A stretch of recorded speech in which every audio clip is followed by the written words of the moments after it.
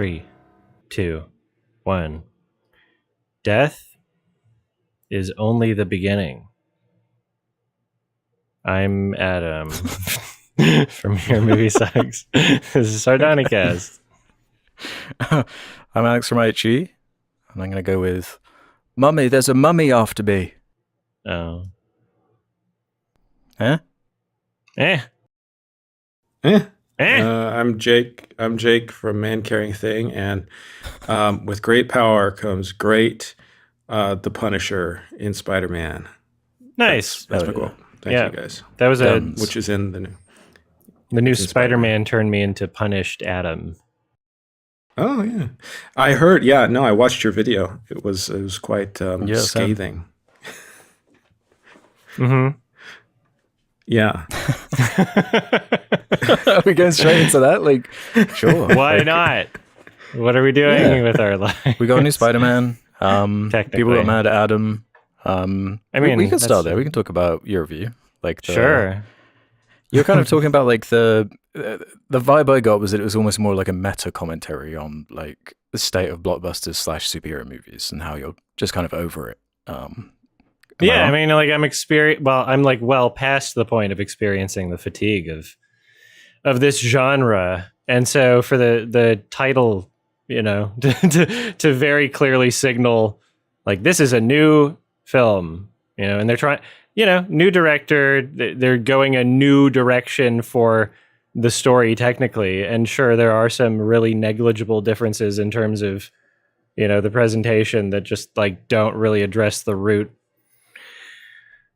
annoyances of just the fucking the genre, you know, and not genre of superhero movies, just the genre of this MCU fucking devoid of personality, only exists to make money, make room for the next one bullshit. I'm so sick of it. I'm allergic, you know, like people just fucking like, why don't you review the movie? And then I do. They're like, "Why are you even reviewing this movie?" So like, I can't. Right. Literally, it's just unwinnable. But whatever. Here we are. I'm still trekking. I get that stance to a degree. I guess my disagreement though with your take was how I just feel like this one is a big improvement over those John Watts ones. I don't think it is negligible. I think this is kind of what it should be. I thought like the action stuff in particular was, damn. I forgot you could be this kinetic and fun and. It's reminding me of those Insomniac video games, and it's like directly referencing these moves he's pulling out, and it kind of looks like a movie. There are shadows, and I guess that's kind of your point with like where the bar is for some of the stuff. But I think there's plenty of that's the conversation. I think there's plenty of stuff that actually does, you know, like hit the bar for what this kind of movie should be, like a big broad blockbuster. I think Spider-Man's a fun character. It's like a monoculture film. It feels like it's been a while since we've had like a Barbie or something like that hits that kind of standard, but we've had like Odyssey and now Spider-Man, and this is like the most successful film ever in all of history. Yeah, what the fuck? It was like the second fastest $1 billion in cinema history. The first was like Endgame or something, right? I think so, yeah. Yeah, in one weekend it made $1 billion. Just everyone's Spider-Man mad, and I'm kind of there with him. Like, I think he's a good, fun character. Which MCU films have you not watched? I've seen them all. Exactly. I've seen every single one. Yeah. I feel like, I don't know, like maybe if that was my like experience with like what a movie, you know, like I feel like I've got a higher average for like the types of things that I see, because I just I avoid those things at this point. Like I'm just peering back in just to see what the hell's going on, and it's unsurprising, and I have an allergy. Yeah, you're just sick of it. I gotta just start avoiding these things more. Although after the response to this video, it's like I'm kind of tempted to watch the fucking what is it called? Doomsday. Doomsday would be funny to go in without like any context. Just the Spider-Man movie. Yeah, that's probably all I need. Link to it, really. Really, that's what they're hoping for, I guess. They're just gonna kill all of the other heroes, and just Spider-Man's gonna be the only one left. And be like, all right, it's just Spider-Man now. Yeah. I saw some report that I guess Marvel they get like a 25% cut, I think, of the Sony Spider-Man movies. And even with that 25%, it's the most they've made off of a movie this Oh, year great. Whoa. That's funny. because it's making so much money, and their other offerings haven't been fantastic. I mean, Moana flopped. I mean, Disney, they're just they're going through it. I mean, everyone pitch in some tip jar for Disney so Look. that they get by these tough times. Every once in a while, grandma at the slot machine hits it big. That doesn't mean she should stay at the slot machine, right? She's just going to keep spending that money. That's the philosophy of my YouTube channel. She's going to put it right Yeah. back into the fucking slot machine. But somebody's got to tell Yeah. grandma, like, no, you got to be put in a home before you blow my fucking inheritance. Like, Mhm. Jesus Christ, grandma. You're disappointing No. your children. Yeah, no, you know what? I thought this movie was good. I really enjoyed it, Mhm. and I do feel like Adam, you're a bit blinded by your fatigue of the genre, and it's not for you anymore, and I totally understand that. Mm. But I do think, especially when you look at the other films on offer, and I also think like trying to get past the nostalgia, because I have a lot of nostalgia for the Raimi movies too, but I think what those movies do excellent. Yeah, this movie can't top Sam Raimi direction, right? It can't top the energy, the kinetic power of those movies. But I think that this movie does much better have a like emotional maturity and core between the relationships of the characters, when the Raimi movies often have kind of like MJ melodrama with James Franco, and that stuff is never my favorite parts of those movies. It's more like the Peter stuff, the action. So I feel like this movie, and it has Justin Kuritzkis. He worked on the Nice. script. He didn't get a credit, but he apparently wrote quite a few of the scenes in the film. So I think the movie does have this elevated quality. It's doing things much better than I had hoped for and expected, and it's a movie. Like it feels is like technically it a shouldn't be movie. a high bar, but it is in terms of having like a script that has payoffs. The character, like look at Fantastic Four from last year. Like that movie, I liked it, but it didn't really have any character arcs. This movie, like the Punisher has a character arc in this movie. We get Sadie Singh. We get lots of stuff that I think is really satisfying and emotionally resonant in connection to the rest of the other Spider-Man movies. I think there's a reason why people keep showing up, is because even though the direction of the Watts trilogy wasn't great, it was kind of like standard gray. There's something that works with these characters and the approach to Spider-Man that people keep returning to. And this movie really elevated that. I really liked it. Sure. No, I think that what you're saying is fair, but it also fits exactly in line with like what my criticisms are. Like bringing up the disastrous lack of having character payoffs in other Marvel films is like exactly my point. That the bar is so low that doing things that should be considered like the bare minimum for just the concept of a movie are being praised at this moment. And it's fine if people connect with it and love it, right? Like that's totally great. I'm glad that both of you enjoy it. But in terms of what I'm looking for, I don't think my nostalgia for the Sam Raimi films is influencing my want for like a memorable, notable musical composition. I make those criticisms in other films that have nothing to do with like nostalgia of an IP. I make those criticisms in plenty of recent contemporary movies.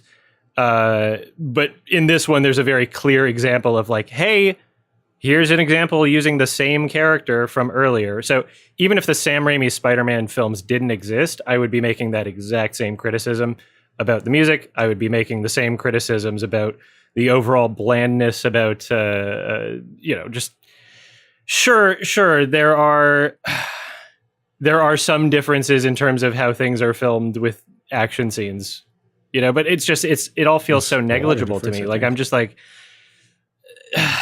again, like it really feels like just such a fucking low bar. And I had a pretty similar perspective with like Superman, in the sense where I walked away from it going like, oh, that was pretty good. And I'm happy that they met the bar that should be the standard. But I mean, like, yeah, that one I just happened to connect with a bit more. Okay, so you feel like this is about the same level of quality as Superman, or do you feel like this is worse? No, because Superman, I felt that the visual effects were much better overall. And Really? Yeah, I would say so. I thought the effects in this were a bit better. I felt a lot more tangible to me in this one. I also appreciated the tone more of Superman because, this still feels like weirdly like serious for like a Spider-Man movie. Like, sure, it does have humor and levity, and we got fucking a hot tub scene where she talks about Spider-Man Rule 34 while his feet are shown. There's weird shit in the movie. Like, there's jokes, I guess, but like this overinflated sense of importance because it's connecting to this like grander timeline chronology of Marvel and leading up to, I guess, Doomsday or whatever. And I didn't get that as the reason why there was a heavy tone. Well, I mean, there's many reasons why the tone is heavy, but I think the tone actually worked very well as far as these go. And I think that's one of the kind of interesting things about why this movie, or how this movie is connecting, especially following up that previous one with a million Spider-Men and the kind of member berry stuff, and how successful that was. Like this beating that is like interesting because it's like a low point for this character in this like context of the John Watts Spider-Man and Tom Holland Spider-Man and however many appearances he's had, where he's like isolated and burnt out in this iteration, and it's connecting with people. It's speaking to something that I remember bringing up in a previous episode, and like just this like loneliness, and seeing a character like this so poppy, so like I don't think the appeal of this is that it is in the like broader MCU. I think it's that it's Spider-Man. And like you kind of can just watch this and enjoy it in a vacuum. You don't need to have seen the Punisher show. You don't really need to have context for the Hulk stuff for it to make sense and for it to work. And it's kind of what is refreshing about it, to be honest. It's just like picking up a solid run of a Spider-Man like comic, and that's one of the appeals of comics to me, is like kind of smashing these different characters together and having like this main arc and complementing it with certain characters that you pluck here. And it's like, oh, the Hulk could be good for this thing here with this like inhibitor, and take this thing from here and combine it all together. And so like, what story are you going to tell? And the cherry on top is this action stuff, which I just think is so much fun. Like I can't wait to see this one again, kind of unlike the John Watts ones, which I feel like do get weaker on rewatch. And I think the casting is good, and they have some like they're charming on a degree.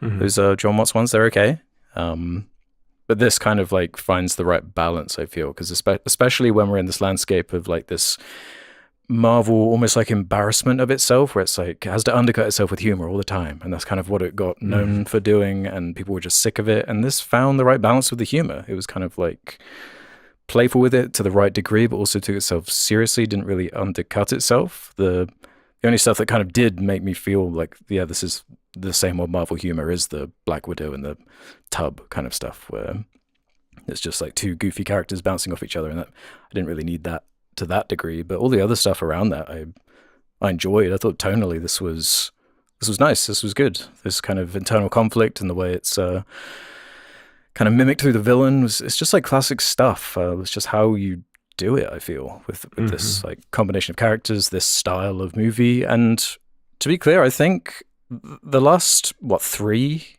MCU movies have been solid. Like it was the stuff before that was the issue, right? It was like the run of like Black Widow, Eternals, Thor: Love and Thunder, and Wakanda Forever. That was like, this is just like, Marvels. What the fuck are we doing? Yeah, Marvels. Yeah, that whole run was like, this isn't doing it anymore. Where the last 3 have been like, okay, this is more like it. And when you put Spider-Man in there, then it has the like broader appeal. Everyone's in there. Yeah, I dug this. I don't know. I'm just like, there are fundamental ingredients that used to be at some point in history a standard element of filmmaking within large box office productions, Hollywood productions. You pluck like random films from like the 90s and 2000s even, right? And you still are able to get just so many films that we would say from that time period are just kind of like, not even important, memorable, or ones that you might have even just like written off at the time. Elements like care in the musical compositions, right? So before an overabundance of temp music, also very important, like staging and blocking, right? And cinematography and framing in a way where it's actually being used in synchronicity with like emotional beats of the story, and not just, hey, they did a cool action shot and they didn't CG it this time sort of thing. Like if we're thinking about like core emotional moments of this newest Spider-Man film, the emotions that we're ostensibly supposed to be feeling when MJ, are spoilers for the Spider-Man, when MJ finds out that he's not from the Epstein universe or whatever, and they're just like, they're in the sub or whatever. It's like really boringly shot for what's supposed to be an emotional moment. But the formula to this slop is literally just like, oh, we're playing the sad music and the characters are angry at each other. And it just feels like such a surface level way of using the medium of art to express something, right? Like, it doesn't have to be Sam Raimi, like, oh, the camera's moving everywhere and we're getting Dutch angles every single time, right? But you can consider that, like, different emotional contexts in the script require different presentation for how it's shot in ways that aren't just action, right? Like, it feels insane. It feels insane.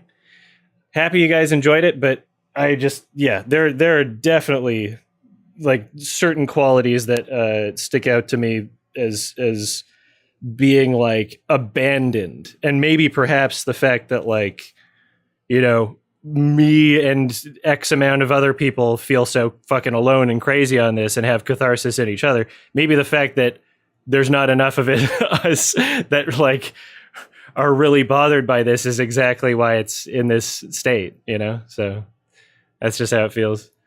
I agree with you on a lot of your points, honestly, especially about like the degradation of having great blocking and creative blocking and especially larger budget blockbusters. But I do feel like, in terms of like coverage for a dialogue scene, it didn't distract me especially in a moment like that that's super quiet, and focusing just on their faces. I do feel like in another film, or a lower budget film, an art house film, it's not something that would have bothered you that it was shot in that type of coverage, like especially in that scene when I feel like the emotional and the focus for the audience is on their faces and for the actors.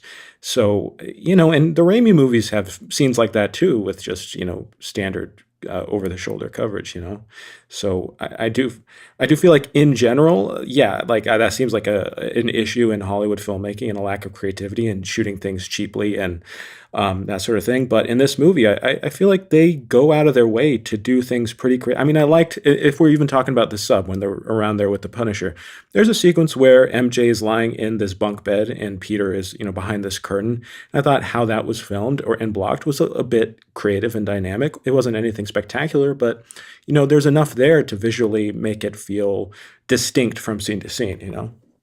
I need to point out that if you go to my channel and just look at one of the most recent videos published on Our Hero Balthazar, I do make that criticism on a very low budget movie. So, like, I appreciate the pushback, but that is, I don't think that that's an accurate characterization.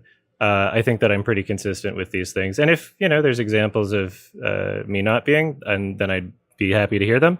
But yeah, no, I do feel as though the budget doesn't really have much to do with like the cinematic language of expression in terms of your concepts for how things are shot. There's tons of like micro budget films that are just much more expressive and intentful when it comes to how things are framed and presented, and not just like in a consistent throughout the entire film sort of way, but like recognizing that, like, oh, this is why this shot is a little different here, because this emotional moment called for it, right? There's subtleties to it. There's like a genuine artistry to it. And it really feels as though that artistry is being lost. Like, it really feels as though in mainstream Hollywood films and mainstream culture, even for people consuming these films, that these just like aren't even real conversations that people have anymore. When we do see it done incredibly well on films that like pierce through the cultures, you'll see some accounts and some commentators pointing out things about the cinematography from something like Parasite, right? Where it's just like such a huge thing. And I think everybody can tell like the level of difference in quality when it comes to like how things are shot and presented there. But the conversations around those often devolve into like almost like they're just kind of like Easter eggs or like extra things, like top 10 facts you didn't know almost, or like it all just feels so fucking content and clickbaity almost, these discussions. I just don't, Sure. I don't know what's happening. And that's, again, part of the reason why I'm frustrated at this movie in particular is because in a vacuum, this movie by itself, I might have given a 5 instead of a 4. But I think in the context of this whole fucking era of just absolute soulless fucking garbage to me, not to everybody, but to me and a few other people. In the context of this, it is just so frustrating, and it feels like just damaging to the landscape of film as a whole. No, I think there might be more examples of the opposite than what you're giving credit with, like the Doomsday trailer, for example. It was getting like flamed. Like people were like joking about how ridiculous it looked, contrasting it with Dune, which is like a big like Hollywood blockbuster series that people are really into and does have like fantastic blocking and cinematography and composition and uses like, you know, space like in a visual way to like communicate its ideas. So I think it is out there, and I feel like, yeah, this film just isn't like an egregious example of it doing it badly. I do agree with my two biggest critiques with the movie are two of the things you brought up, being the score. I really wish it had a more inventive, better used original score. Definitely deserved it. That would really help for just to make it pop that last kind of just that last level that I'm looking for. And yeah, the dialogue blocking specifically. And this kind of, it reminds me of when we were talking about, I can't remember which Mission Impossible it was, like years and years ago, like Fallout or something. And I think it just, it's how the film sits in totality, how much that bothers you or not. Because for you, like in that movie, it was right down the middle of like half the movie is this awesome action, but the other half is this exposition that you're not into, and that brings it all down to you where it just doesn't bug me as much. Like I'm going to mention it, I'm going to talk about it, I'm going to criticize it for that.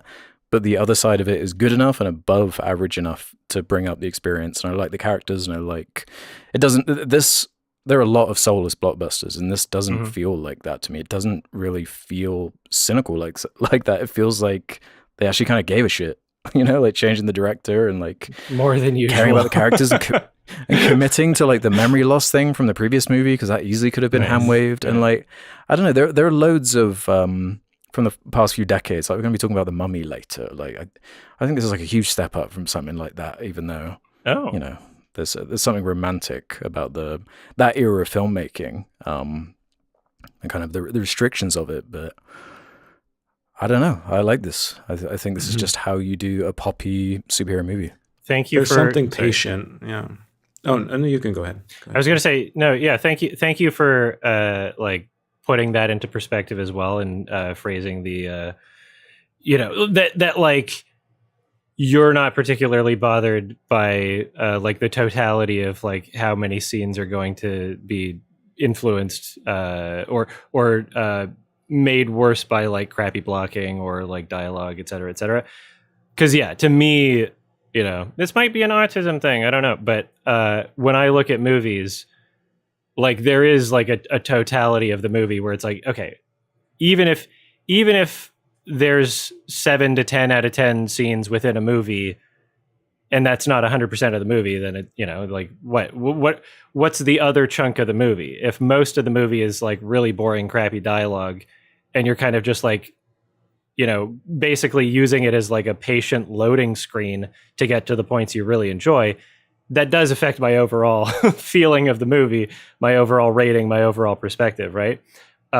Everybody has different ways of experiencing things. Everybody has different values that they place on different aspects of filmmaking. And so, yeah, no, I appreciate being able to have disagreements with my friends. You guys are great. Yeah, no, it's fun to like flesh it out. No, 'cause, fuck you both. I'm right about it. Yeah, Screw they you. want us shouting at each other. We should Like do that. this comment if you were happy when Jake totally gave Adam a spanking. Owned. Yeah, I just feel like there's a lot at play in a scene. Even if I'm bringing up the blocking as a ding against it, so in the like pros and cons list, if I were to write that out, Sure, it yeah, would be yeah. a ding. But I just feel like in a scene where maybe I don't love the blocking, and it's kind of like plain or flat. There are other elements at play Yeah. that might make it work for me. The chemistry between the characters, the performance, the dialogue, the script, the set design. There's all sorts of like different elements. So Sure. yeah, it's a ding. It just doesn't pull the whole thing down quite as much as it does for you. Even though in my ideal world, I would prefer it to have more thought put into it on that note as well.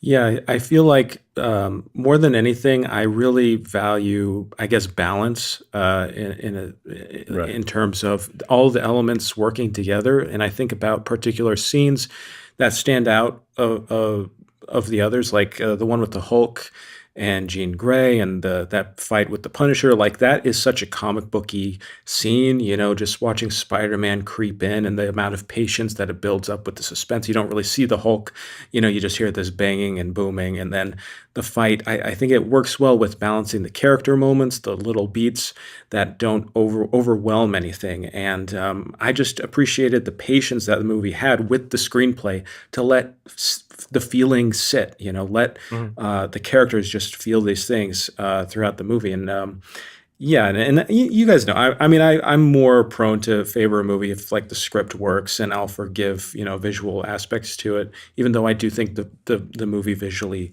was, a step up from the John Watts movie. It's not like, to me, in quality, this movie is very similar to Thunderbolts, which is a movie that I liked but didn't love.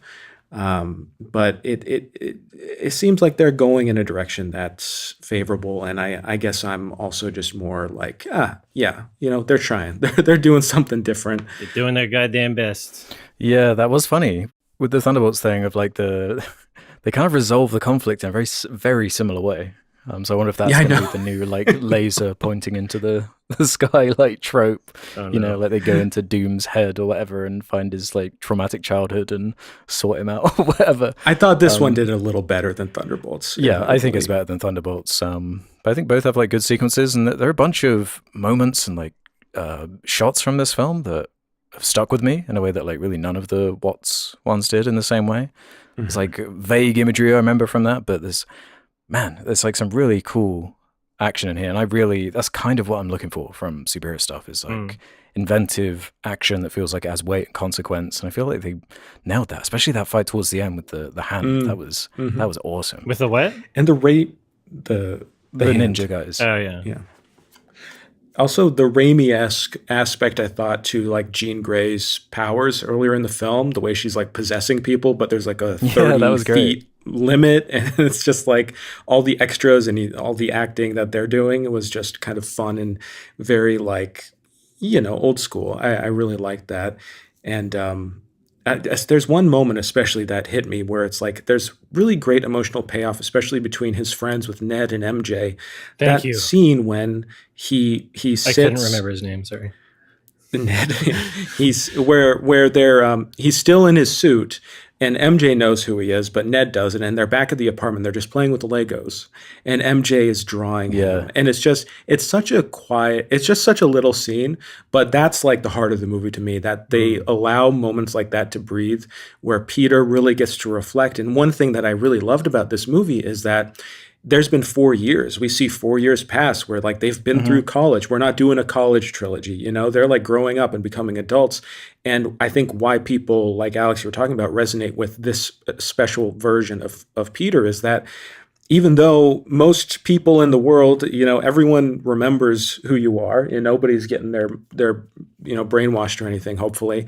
But in this movie, the fact that he's watching his friends grow up on the phone, and it feels like he can't communicate with them or talk to them or say, hey, remember we used to have this special thing. That's something so many people have with friends from their past or people they grew up with. It feels like you're watching these people grow up and live their own lives, and for some reason you just can't connect. And I think that's something that, and when MJ confronts him, when she finds the letter, and says, like, why did you make this decision for me? And it makes you wonder, like, hey, maybe if Peter had told MJ right away after everyone forgot, after their minds were wiped, then maybe they could have had time to build up a new relationship. But now it's like, it's been 4 years. You didn't try to talk to her. You didn't try to be with her, So that's on you. That's on Peter Parker. So I like that.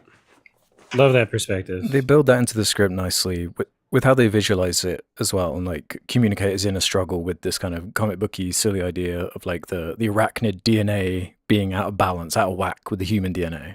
Totally. And it kind of letting him slip into this rage, and there are moments where he does go too far and he's like losing himself, and it really feels like he's got something to go through and something to like learn and change through. And yeah, we've already mentioned Jean Grey being like part of the movie, and kind of like soft launching X-Men, using this film to like get that in there a bit more. I know like other X-Men have appeared in the last few movies and end credits or whatever, but this is the biggest thing in this movie. But I thought that was well done, the way those stories like overlapped, how they kind of were similar, and she was kind of a fearful look of what he might become if he kept going down that same route that he was being teased with in that like Scorpion fight.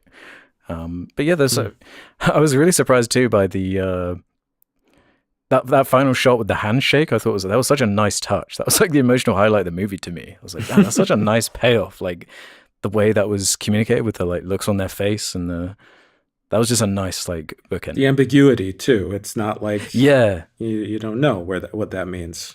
And it just lets it be. Yeah, I really dug that. There's lots of stuff to pick at as far as what I liked, and this like inhibitor stuff and the way that works in the Hulk, and Banner coming in and him pretending to be like a student, and the kind of humor that comes from that felt like very natural and just fun to watch. The fun dynamics at play, and the humor of like the Punisher, a character I don't normally like that much. Like, I like that character specifically when he is a contrast to someone else, a Daredevil, a Peter Parker in this instance, or Spider-Man. He just reminds me too much of like seeing those trucks with the Punisher logo on the back and the truck nuts and the fight. But he's fun in this. He's a bit less serious than that Netflix show. Marvel had the opportunity to do the funniest fucking thing in the world. If they just took the Punisher character, like kept the same logo and like, made it overly present throughout the entire film, and then the character was like trans or something, then everybody with the Punisher logo on their like shirt and truck and all the tattoos would be like, fuck. And have to like cut their skin off or whatever. I don't know. Wait, you're saying the Punisher is trans? I'm saying they could have made the Punisher trans and it would have been funny, because there's too many people that are knee deep in that logo as their identity that wouldn't like that. Would this get a 7 out of 10 if the Punisher was trans? Sure. That's my only 10 out of 10 movie. That's the only thing that was holding me back, actually. I love hearing you guys talk about what you got out of like especially like the story and themes. To me, that type of conversation is one where it's something that I naturally explore in a movie that I enjoy, with characters that I connect with, believe, relate to, or even don't relate to often. But characters that I believe are characters, to me, it's just really difficult for me to view this film and many films like it, but not 100%, but many films like this. It's very difficult to see these as characters. They kind of feel like symbols in a way. They don't feel fleshed out in the way that it would feel like a character to me. And maybe that's just a disconnect. Maybe it's just like an inherent like block in my brain or something. But It's my experience, and I'm sharing it. And I think that other people that feel the same way deserve to have someone that vocalizes those perspectives. That's interesting because like the symbolic nature is kind of like what I think is cool about these characters. Like Peter Parker like stands for something. Spider-Man stands for something. He's got like ideals that are like baked into the character and represent something better, something you want to like strive for. So I like the symbolic nature of it, especially when you combine it with all these different characters that all symbolize something slightly different. It's not a coincidence though that the most relatable, kind of likable one is the most successful one with like a Spider-Man. You know, like he speaks to something that people really connect to. I think he's got anxiety. Yeah.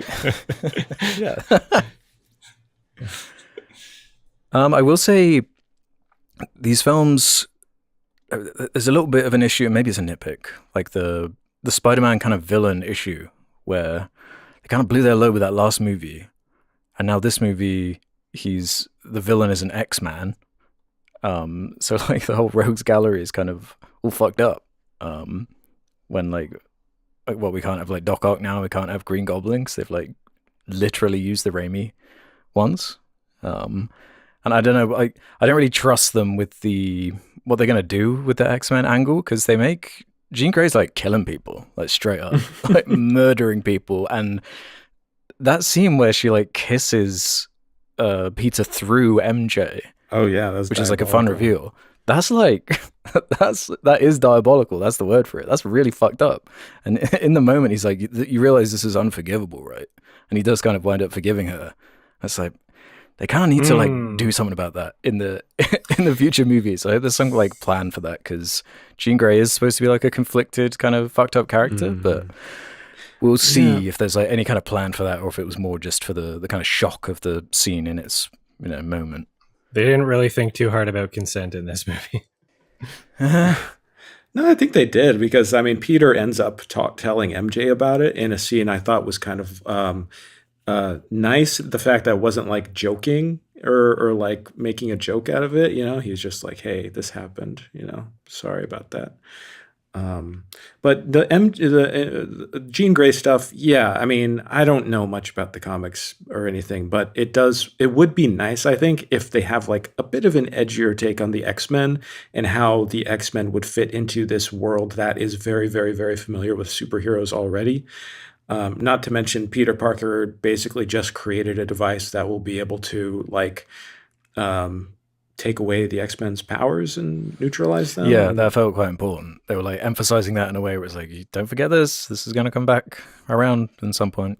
Yeah. So, I mean, it's building up the lore somewhat, but ultimately, like the Jean Grey stuff felt like if her name wasn't Jean Grey, it wouldn't have changed the movie at all, because that's just like a new character. Like it's only just we know who that is, but to the characters in the film, it's some random person. So, but I thought the Tremel Tillman stuff, as much as I love him as an actor, that's the whole, what is it called? Damage control.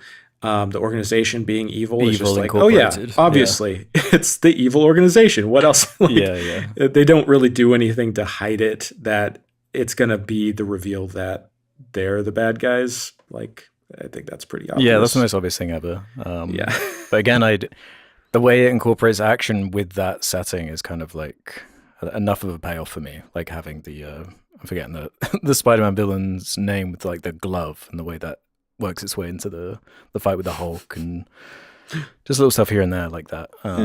Reincorporating some of the older stuff, even though that definitely is a ding against it. How like completely obvious it is. Adam, did you like when Peter Parker got shot? No, it was just I was like, oh yeah, sure. I'm totally concerned about this character right now, and he's totally at risk. Yeah, he was going to die. It's just like, so yeah, like I can't. The insincere moments were the funny moments to me, and then I was just like basically fucking asleep with my eyes open for the last 90 minutes of the entire film. I was just so checked out, and there wasn't any good reason why I shouldn't have been. I was there. It was like early enough in the day too. But I was just fucking checked out. Oh boy. Spider-Man. I think I'll watch the next one. Yeah, but what do you think the next one's going to be called? It's going to be called Dayman, Spider-Man Dayman. Brand new month. Yeah. Brand new month. I find all of their names quite difficult to remember. Don't two of them have home in it? Seriously. It's Far From Home and No Way Home. It's like And which is Homecoming. which? Like, That was the home trilogy. Oh, and 3. That was the motif. Yeah. Home. Right. Now it's going to be Day. Oh Or yeah, new. yeah. It has to be another motif, I guess. New. That's yeah. the theory. Mini trilogies. Yeah. Okay. No, I think I'm happy with the review I made. I thought it was hilarious. It was I pretty think it's a funny thing for people to get upset at, and obviously, here's something that I think more people should be aware of is like there's intentional choices that I make with like the music in my reviews that should indicate the level of seriousness that the video is, right? Mm-hmm. That media literacy. If it's really silly, like I couldn't imagine getting like mad at that. Like it's a comedic Well, I think that thing, goes back to the symbol thing, though. I feel like people treat Spider-Man like Jesus. Or Exactly. something, like it. So, while I'm watching your review, I understand like where you're coming from, and obviously, like it's not surprising that you have that opinion to me. Yeah. But yeah, if someone loves Spider-Man, they go check that out and don't really know you or whatever. Yeah, it kind of hits. Oh, here's the funny thing that I realized is that in the same way that I'm peering back into the MCU after not having seen it for so long and just kind of being like, wonder what the fuck's going on here. In that exact same way, there's a large amount of people that are doing that with my channel whenever I make a video on the MCU. So these comments of like, I haven't been here since the last time you shot on it. And then they'll be like, why don't you like any movies? And it's like, damn, like it's such an interesting statement on one's like overall grasp of like what a film is. If I'm like covering things that are I consider movies, but then they only hop back in when it's like Disney products, and then they go, "Why do you hate every movie?" Yeah, it's like it's not really a criticism on me. It's funny. I enjoy it. Ask what does the guy called I Hate Movies have to say about that? Yeah, fuck. I mean, I hate everything. It's not I hate movies. I hate suck. Your movie's everything. Yeah, I guess that encapsulates also. That means I hate not hating. Yeah. Wow. You hate hate. That's clever, man. Yeah, exactly. Yeah. Just a snake eating its own tail. Spider-Man. Yeah, I don't know. Like, I just doesn't feel that cynical, especially when the output lately, even from a Disney, is like the Moana live action and stuff like that. And I know it's just like the bar going lower and lower, but I just don't see it as being that level. Sure. I really don't. Final point. I feel as though the things that if they were in the film for me, that would make me have a more positive experience with it, despite the inherent nature of me not really ever going to connect with these characters to the degree that a lot of other people do. The things that could be in the movie, like more attention and detail on the cinematic qualities like the score, right? Or blocking or cinematography, all of those things. I want to remind people that they are not in conflict with what other people want. Like people act as though what I want would like turn it into a movie that they don't like, which is just not the case, right? If someone watches these and like has no strong feelings or comprehension about any of those qualities, they would still like the movie. I would just also like the movie. I'm not even asking for it to be changed in a way that would like make it inaccessible to people that don't like art films, So that's part of what makes it frustrating is like we could have things that everybody enjoys pretty much, but we just choose not to. Is Dune, in your opinion, like the most recent example of something that would be like mass audience appeal and also, suitably and creatively filmed to your liking? I mean, yeah, the presentation for sure. And I have mixed feelings about those films as well. I think I gave the first one a 5 and the second one a 6. And there's tons that I love about them, despite not connecting with every aspect of the full experience. But yeah, I mean, Denis Villeneuve is a director that has a big enough name that he can choose his projects because he's passionate about them. Like, I'm just going to take a wild guess and assume that he decided to do the Dune films because he actually likes the source material, right? Rather than just being like random director to pick from the pool of for hire to, the studio wants the IP released because ChatGPT said it would be a good time or whatever. Like, these are the types of things that I gravitate more towards, even without knowing the backstory of why someone made it. It's inherent by watching the art. It's present in the art because you can see the passion that they're bringing to their projects through how it's made. That's what I want. Films, to me, as an art form, and every other piece of art, I want to see authenticity. I want to see something where someone made it because they wanted to express something. And right now, all of these fucking Tom Holland Spider-Man movies, sure, there might be inklings of that in certain aspects of it, but it's not really the project, right? So, all right, yeah. I don't know. I just feel like this much of a change in comparison to those Watts movies with this director change does indicate that there's more of like a passion and some of these like just commitment to like the suit and like showing the eyes from behind the fabric and his mouth moving, and it's just little details like that where it's like that Watts didn't really care about that and didn't embody the film with that kind of personality. And yeah, I do think the film has pacing issues. I think it's it feels long, and because I was enjoying myself, it didn't really bug me. But it did feel fairly long. I didn't love every shot. Like in some of the action stuff, there was some weird looking like close-ups of the Hulk, and like when he's like mid transformation in the like halfway point, he can look a little bit funky.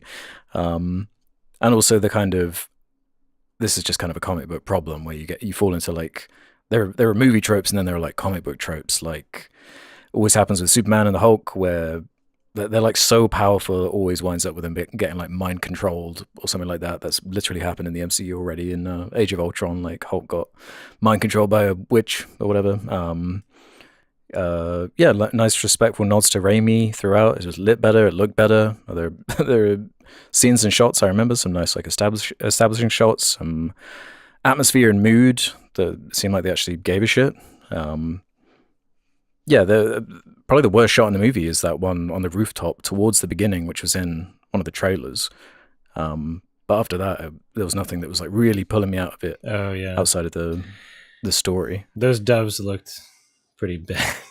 Pigeons, I guess, because it's New right. York. Yeah, although as from a story framing, the doves did look like cartoony, but I Sure, liked the angle of him being all like out of balance and fucked up, and he kept like crashing and. That was like a fun angle. That CG would have felt exactly in place in a scene where Spider-Man took mushrooms right beforehand. Right. Like that's what it felt like. Yeah. He's not like Iron Man's Shitpost. psychic anymore. He gets to just be like a street level Spider-Man, which I think everyone's Sure. been like hungry for. Yeah. A criticism of the advertising is that this is like siloed off from the critique of the movie. It's like they just spoil like everything in those fucking ads. It's like really annoying. And yeah, just looking through my notes, see if there's anything else to shout out. Yeah, the reference to the Insomniac games I thought was really cool. Like in the action, like he's straight up just doing moves from the game, and Nice. because this film is like so huge. It's just like on Twitter. Like I've seen it on my timeline the entire movie like 5 times. Like someone just going, "Fuck it, here's Spider-Man, brand new day." Vocoded to "I miss the rage." Yeah, Literally. but just going through like certain moments and like seeing gifs from it and people comparing like to the video game and stuff like that. It's like this is how he should move. This is how it should look. There's like a shot when he's like pinning the Hulk against that building and he like smashes through, and it's inside the perspective of the building, and just like you really feel him like smashing through the glass, and it has like weight to it, and it's like so exhilarating. I kind of can't wait to see this again on my own terms, because this was also I just stopped staying for the after credits tease shit in Marvel Based. movies like for years. Same. I And also I left just start immediately. googling. Like as soon as it says directed by, I just leave and go on my phone and just Google like what's the after credit scene. But this one I was like, you know what, I dug that. I'm gonna stay, and it's like just pointless. Like I don't even know what it meant. It felt like they made that on the day of it being released. I don't know what that it was even teasing. But that's not like a big deal in particular. So I mean, yeah, I kind of like this. I'd give this a solid 3.5 star. Also, this is good. I want to see more Spider-Man. Dig it. Yeah, I'm giving this an 8 out of 10. Nice. 5 out of 10 in a vacuum, 4 out of 10 in real life. Why would you watch this in a vacuum? It's so small and dirty in there. Not a clean one. Not a brand new vacuum. It's for science. You could watch in the vacuum of space. That'd be kind of cool. Exactly. That's where it would get a 5. In space, no one can give your movie lower than a 5 out of 10. It's the only movie that's ever existed. There's no reference point. It's the best and the worst simultaneously. All right. That was a great discussion. I love that. Yeah, that was fun. Is it Bubby time? Bubby. Mummy? Right, yes, it's Mommy for you guys. The Mommy movies. The other mummy. We're talking about the Mummy. Jessica Chastain. Yeah, not that one. Whatever, Bubby. It's time to talk about the Bubbies. So this is my rec, the 1999 The Mummy, directed by Stephen Sommers. Before we get into this movie, I kind of wanted to list out just how expansive this franchise is, right? Oh, no. So we got the 1999 movie, the original, Brendan Fraser and Rachel Weisz business. This is excluding all the just, the Mummy as a concept and all the Universal movies from before then. Then in 2001, you got The Mummy Returns. Did you watch that? Did you guys rewatch that, or have you seen that? I've seen it several times. I really, really fucking wanted to.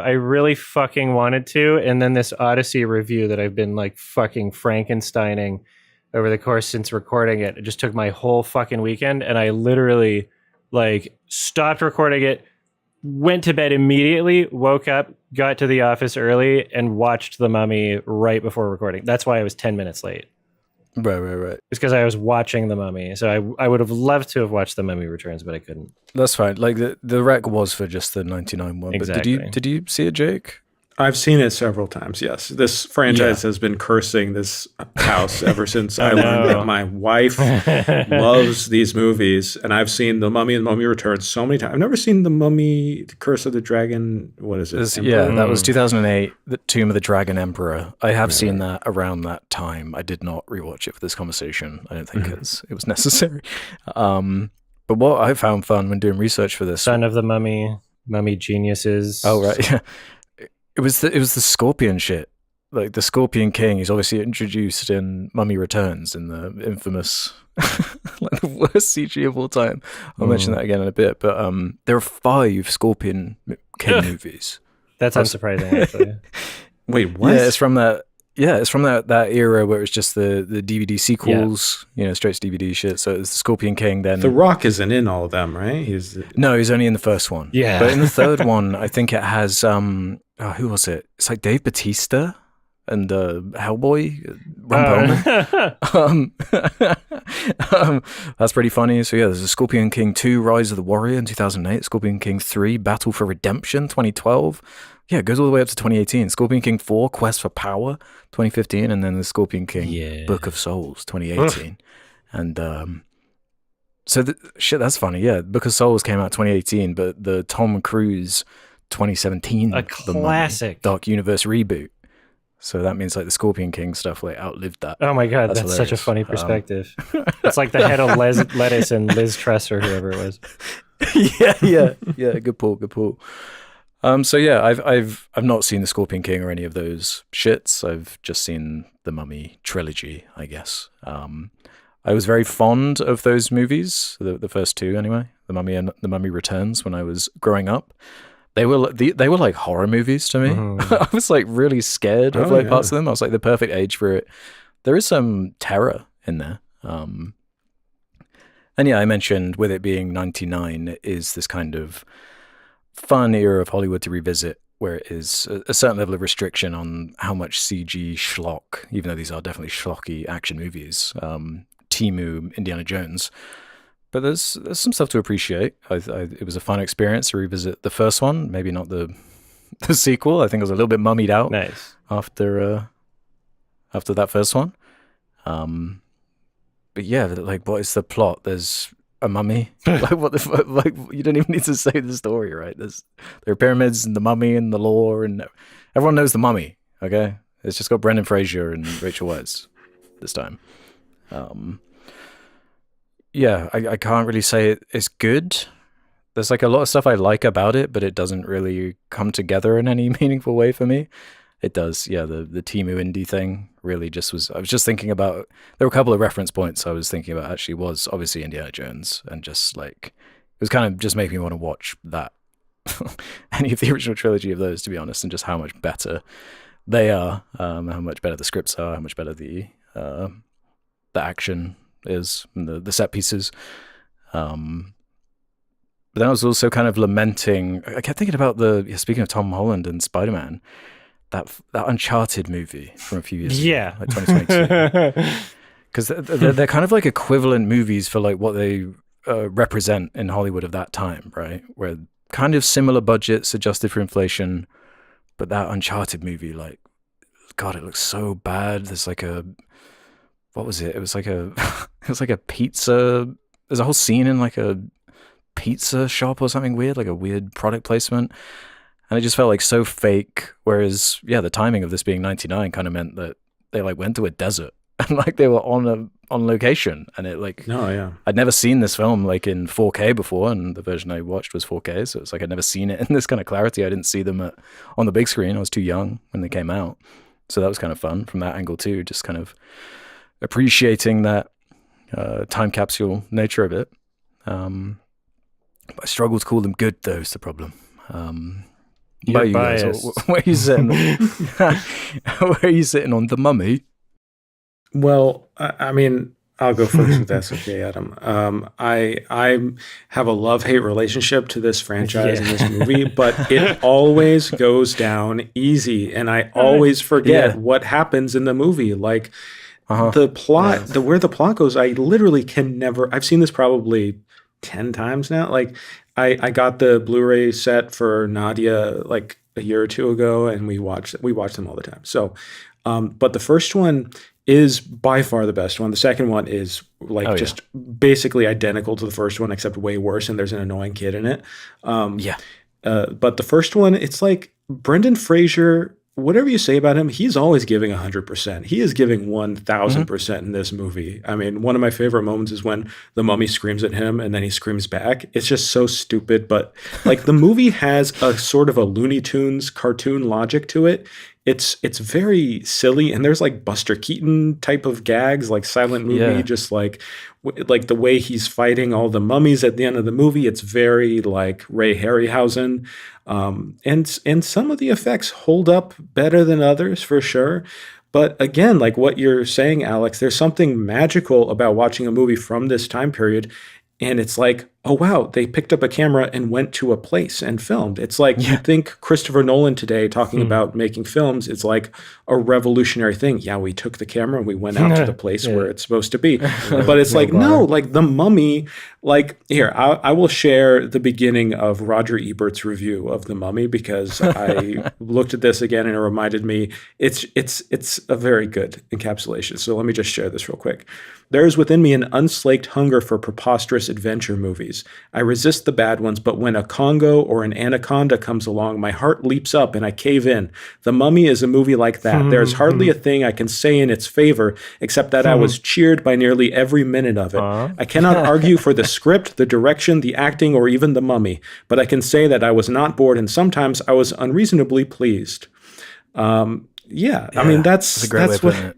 it's Roger Ebert. He's the greatest. But like I it is such a fun, stupid movie that I can't help liking it a lot, even when it is just kind of like schlocky, bad. Yeah, like you're saying, Alex, I always think about the Indiana Jones movies because as soon as I turn this on, I'm like, why are we not watching Indiana Jones? Yeah.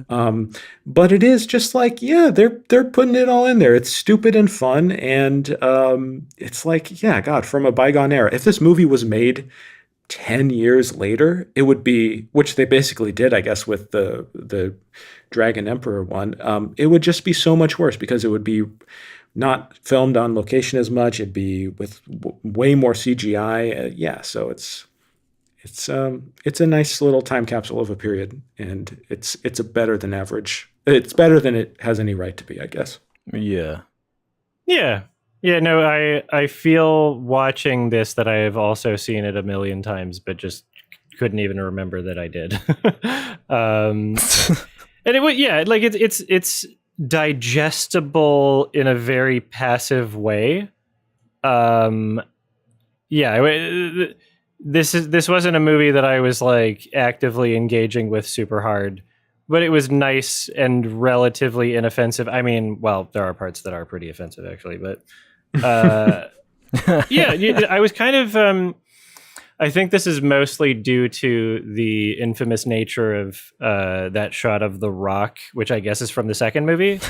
Yeah. But I was expecting the CG to be a lot worse than it was. Like, it's pretty good for 1999, and especially in the scenes where it's darker. Like it's there's creative elements of it that gel with me. I like some of the design, but at the same time, even with it being in like 1999, it does just kind of feel like one of the most derivative films that could exist. Like, they took a bunch of popular concepts, threw it in a blender, and it happened to work out.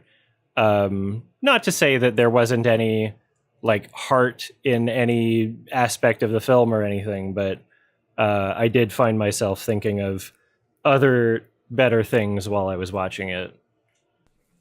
Yeah, definitely. Like the production design does carry it pretty hard, and just the setting is really cool. Like the 1920s and all the ancient Egypt kind of imagery and that pantheon of gods and stuff. The way that's kind of wrapped into it. That stuff's great. That is that's kind of the hook of it.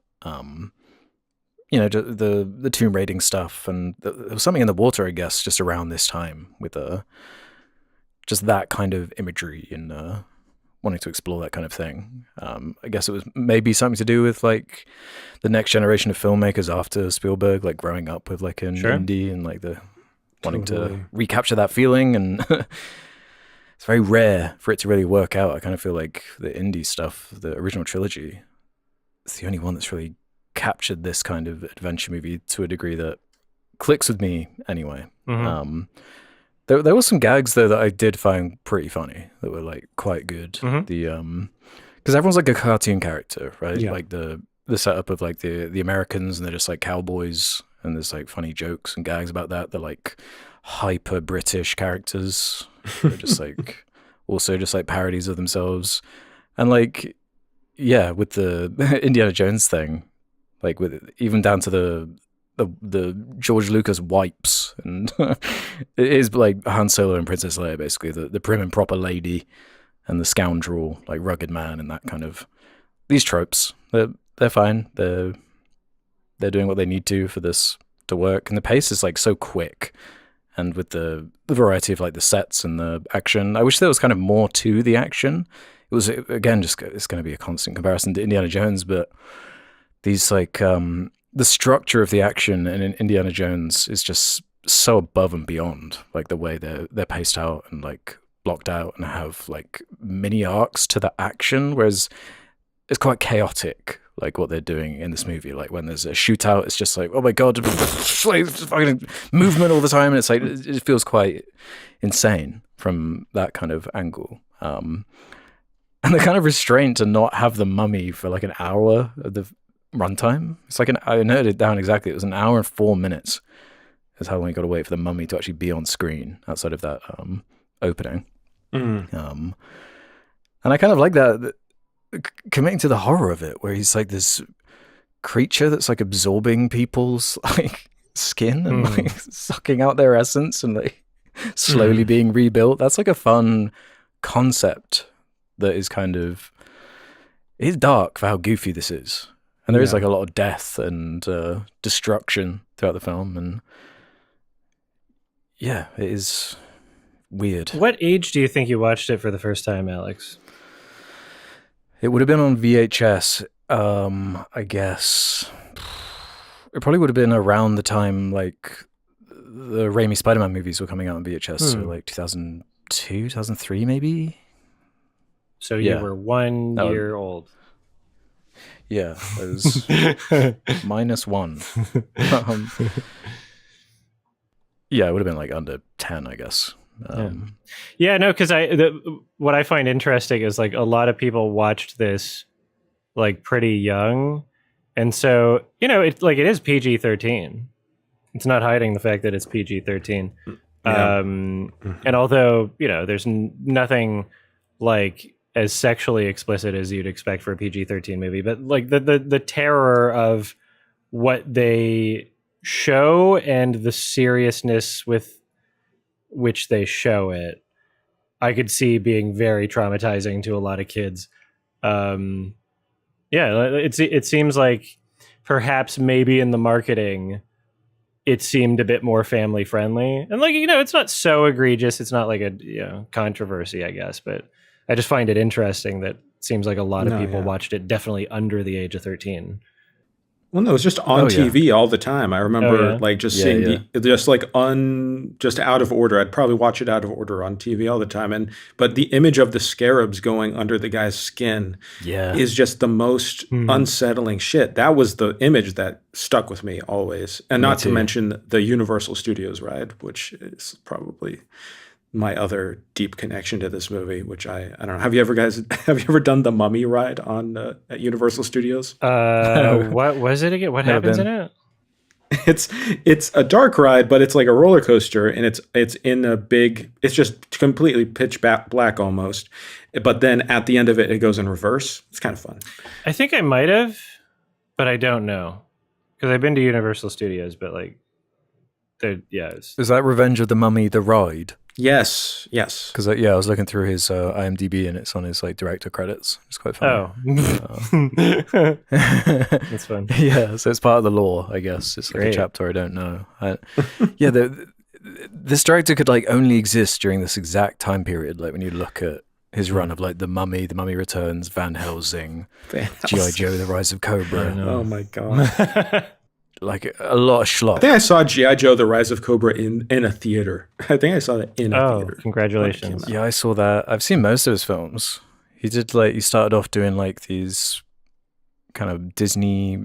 He did a real live action Jungle Book. Back when they used to do that version. Yeah, and like a Huck Finn like thing or something. And yeah, then he just kind of disappeared after 2013. We like did a passion project movie that didn't work out, but I guess he's made his money. He can just produce Scorpion King movies forever. Sure, yeah. But I guess one of the things that was like a major ding for me against this movie, because ILM did do a lot of the effects work, and it's partially why it looks so good, as well as that mixture of practical and that era of CG. This is like The Matrix and like Phantom Menace, which I think they look a lot better in this movie from a visual effects standpoint. The Phantom Menace actually like kind of changed the game as far as influencing big blockbusters like this and basically setting the template for how you end them. Like how you escalate to like two big armies charging at each other, flexing like, we can do this now. Look, there's like 100,000 people running at each other. And Lord of the Rings kind of perfected it.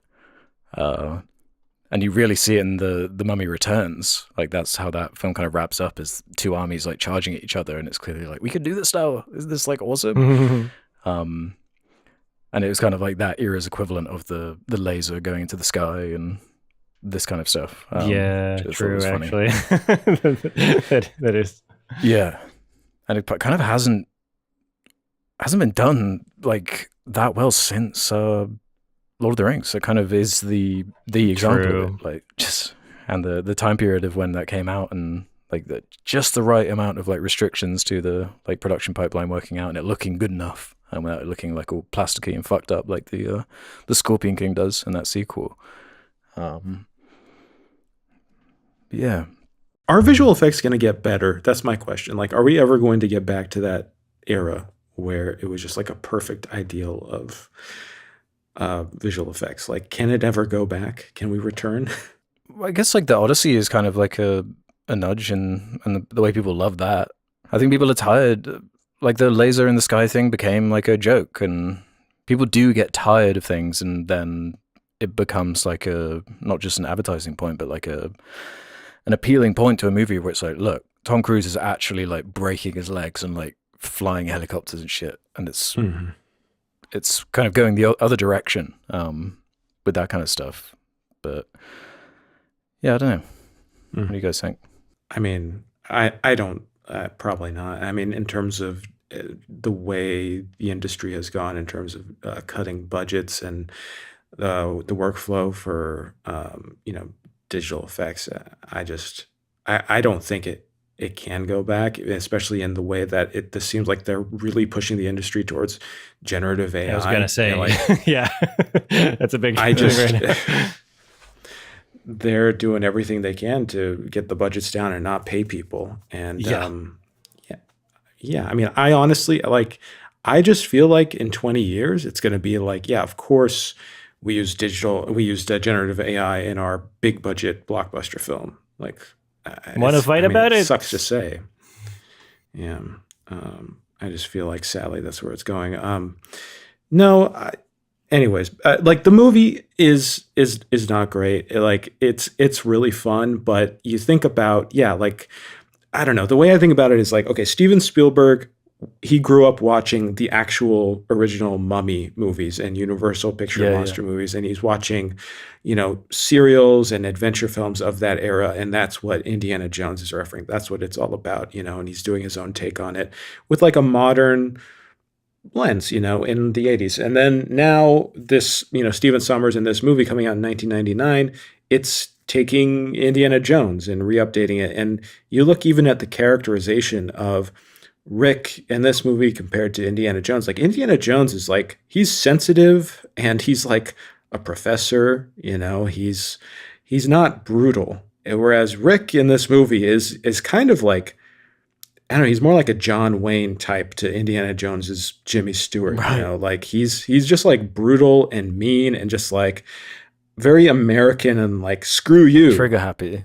Yeah. I'm trigger happy. Yeah, exactly. I'm going to shoot as soon as I can. And it is like I don't know, it's a less sensitive, less nuanced, again, very cartoony type of movie. It doesn't feel like actual characters. It's just like, oh yeah, we're doing a fun, goofy bit.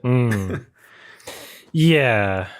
I agree with that. It almost felt like there was like maybe a bit of me remembering kind of like Sam Raimi at points, but not like, I don't know if that would have even been like any kind of a direct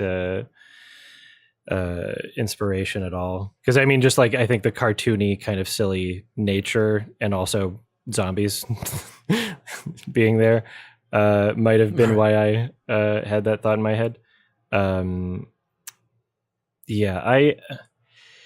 It's a movie that I think I'm just gonna forget about again. And even though I don't hate it, I didn't hate watching it, but I just Yeah, that's kind of where it sits. That is its vibe. It's kind of disposable, but like I was trying to think about it in terms of what's like the scene of the movie. What's like a set piece that really stands out, like the plane scene from Raiders or whatever, like the boulder scene. So like what is the equivalent, like, damn, like it was building to this. There's like a crescendo there.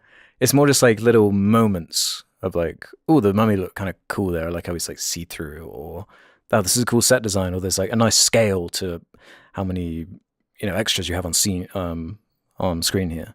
I like the sandstorm mouth, but it just felt like really short-lived. And then they used it on so much of the marketing too. Yeah. It's just like, damn, like I wish that was more present. It was a nice That is like moment. It was a nice scene. That's a whole motif like throughout at least this and Returns. It's the like stretching mouth and like his face appearing and everything. That's kind of campy and fun to me. Yeah, that was fun. They constantly return to that. I really love, I think my favorite stretch of the movie is when the mummy is like tracking them down in Cairo and like one by one getting the people who opened his coffin. Yeah. And one of the kills that he does is so great because it's all like in shadow, like you see him enter the room and attack the guy, and you see the body float up in the shadow of the body, just get like squeezed like an orange and then dropped. And it's like just that little touch that I really appreciate is like, yeah, they're creatively trying to like communicate the goofy gore of this in a PG-13 there are a couple of way. good shadow murders in the film. Yeah. Also good like murder and like just kind of like weird quirks, like when they open the sarcophagus and they're like still juicy. It's just like what a weird like way to describe that. And there's this character Benny who's like this rival to the Brendan Fraser character who's like this through line throughout, which has like a lot of screen time, and kind of has some of the better gags, to be honest. Like when he thinks the mummy's going to kill him and he's going through all the like all the different religions, he's got like a cross or whatever, until he gets the Star of David, and that all like links to the mummy. That stuff was kind of funny, and like there's some like personality. It does have a personality. Oh yeah, even though it is just kind of like bad, and I don't know, like weird kind of rough around the edges charms, like the John Hannah, Jonathan character, who is a Scottish actor, and like he's supposed to be this like super British dude, but his accent like kept bleeding through, and it's like whatever, like it's kind of a funny nitpick. And honestly, like there's a line towards the end that kind of is the plot of the movie and the whole vibe of it, where Brendan Fraser basically looks at the camera and is like, rescue the damsel in distress, beat the bad guy, save the world. That's like, that is the movie. Yeah. At least you're not coming back empty-handed. Right. Or whatever the line is. I would I don't rather know about watch that. this movie. I'd rather watch this movie a million times than watch the Love Tom That Holland Remains? Uncharted Oh, movie once. Oh, it's awful. People were too kind to it when it came out. Like, it was like oh my God, it was embarrassing. There's like fire. I remember last night I watched this with Nadia because, of course, she wanted to watch it with me, and and we were just watching it. And I just took a moment and I went like, "That's actual fire on screen. They put fire in a movie. Based. Like, it's not CGI fire.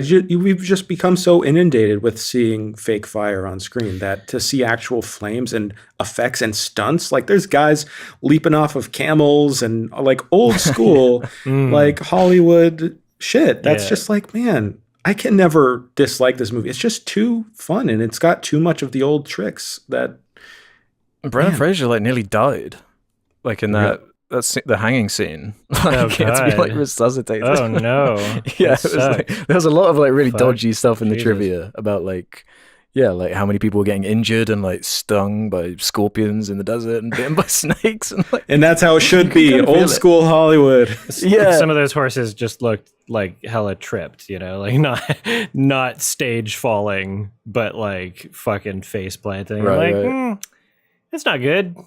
But I do agree when it comes to fire. Like that's an observation I have often, and I wish people would just do a stunt. You know, do a stunt, have some fire, have a fire somewhere.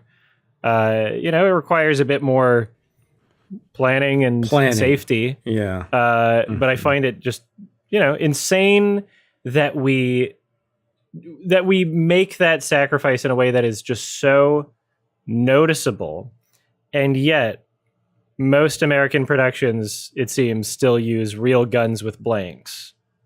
You know? Like, right.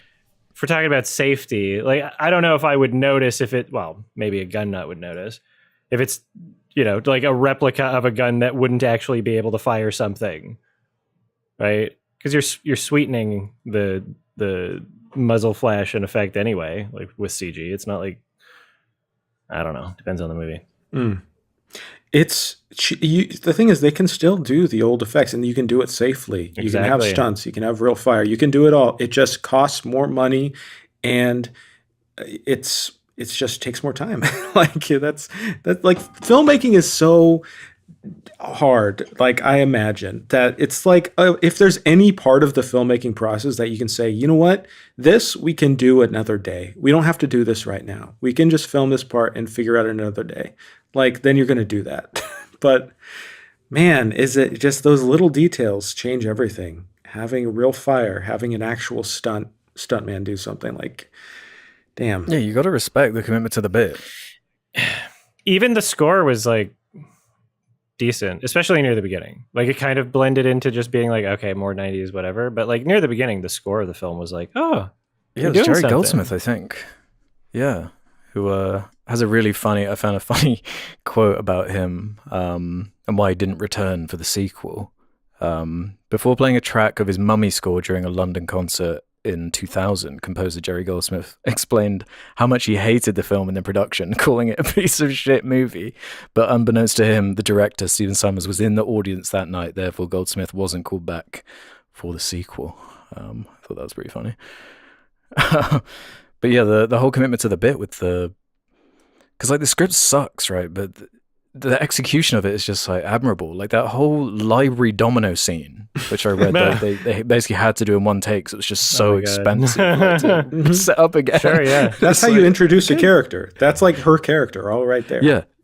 Don't let her near a library ever again.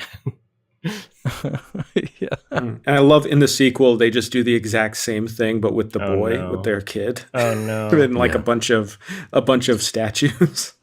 Mm-hmm. The sequel is so dumb, but this fucking era of movies where it's just, you know, like there's things that are kind of off-putting to me about it. With fucking Brendan Fraser, like the way he escapes the cage is just forcefully kissing her, because there's this presupposition that just like, oh yeah, no, she secretly wanted it the whole time, and then she spends the rest of the movie just basically trying to fuck him, and he's like, stop it. Like this, okay. Yeah, that's basically like Han Solo in Empire. Yeah. It's like the whole kind of trope of these types of movies. Yeah, what do you think of like the comic relief stuff? The way it was using like this kind of stereotype mysticism of that part of the world. How that was handled. I mean, yeah, there's lots of broad caricature and offensive stereotypes. It's not in any ways trying to be like an authentic depiction of any group of people or nationalities or anything. It's pretty in poor taste and very typical of this era. I mean, in some ways it is like, oh damn, they were still doing this shit in the late 90s. Huh.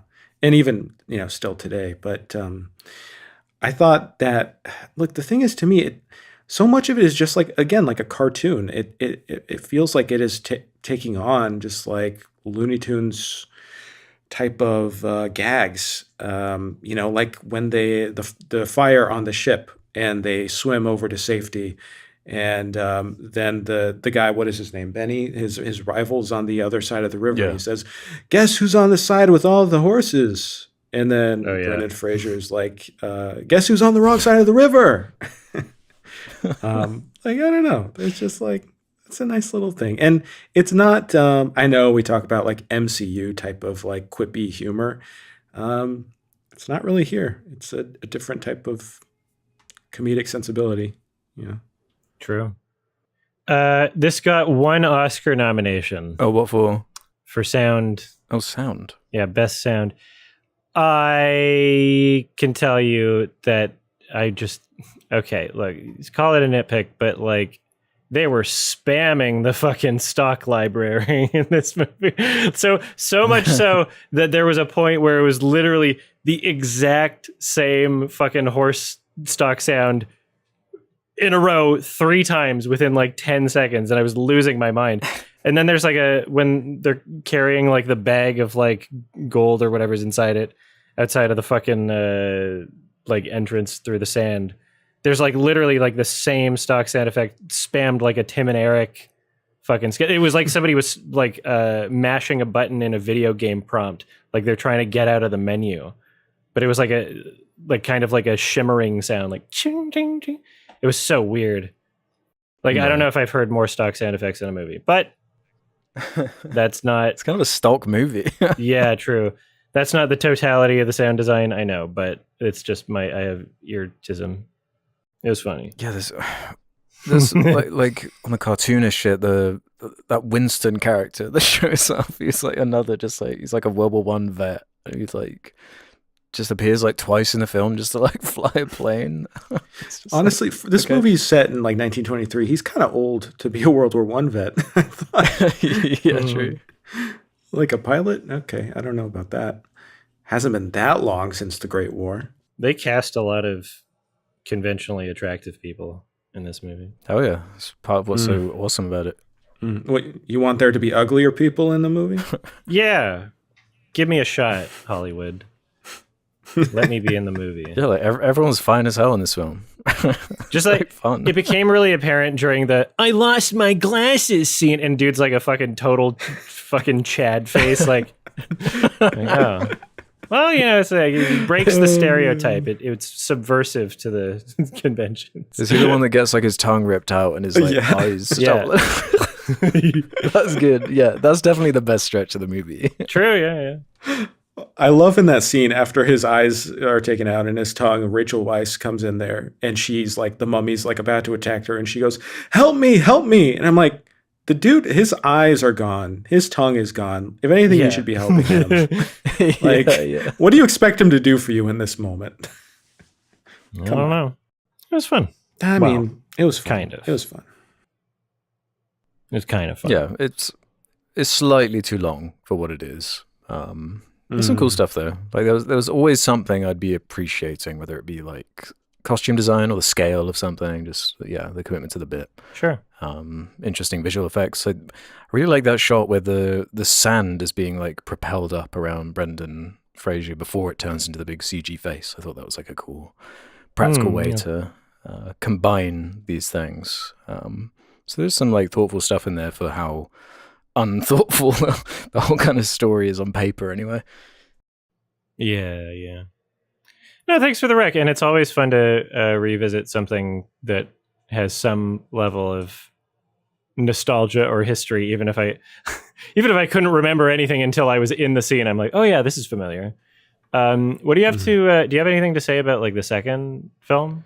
Like, I did have a few things because I did rewatch it. I wasn't paying the most attention because it was just very quickly. I was like, oh, it's just the same shit again, basically. It's exactly. There's like the Anubis like dog army. Nice. That was kind of what I was getting at earlier with like this huge scale, like just two armies running at each other. He's one of the cooler characters actually. He's got like the most aura. The Oded Fear dude with the like tattoos on his face. He's probably got like the coolest presence and like his costume design and stuff. As much as I like Brendan Fraser's like presence, there is something goofy about his like costume design. I know it's like it's channeling the 20s or whatever, but it's not like Indy. Like Indy has a different thing going for him. And yeah, there's a bunch of stuff like that. The biggest ding against it is the new character Alex. Those fucking Alexes, man, they just ruin everything, you know. True. He's awful. He fucking up. He's like he's like a really young kid. He's clearly enjoying that he's there, but it's a really bad performance. He really brings it down. And his stupidity kind of is the plot, right? Because he keeps doing stupid shit. Yeah. He's got like the rock bracelet on. That was like the funniest thing about it. I was like scream laughing whenever the rock was on it. It was like his first appearance, I think, in like a big film. Like I haven't seen it since like being a kid. So seeing the Scorpion King in 4K was like, whoa, that is something else. Like you release that, and the fact like the Rock doesn't have like a single line. I don't think, at least in English. He might say something in the opening sequence, the flashback sequence or whatever. Yeah, they do the same thing again with like the faces and the water and the sand. It looks a lot worse despite coming out a few years later. Some like really dodgy compositing with this like flying air machine thing. Oh my god, that like, shit! I hated that thing. Yeah, yeah, that shit sucks. I didn't mind the concept of them going to London and like the mummies chasing them through London on a double-decker bus. That was kind of fun. Yeah, that sounds fun. Yeah, that was fine. The only thing I actually remembered outside of the Scorpion King cringe was the like pygmy mummy chase thing. That was like super cartoonish and was very reminiscent of the Lost World Jurassic Park with the long grass stuff, and they do the scream thing again in that as well. That was like bad cartoony, where a lot of the cartoony stuff in that first one is a bit more charming. It just felt a bit more like obligatory. Like it was just so successful, that first one, and like on the day it was released, the director was called up at the studio and like, we need another one. That's just the vibe of the sequel. Just really bad acting.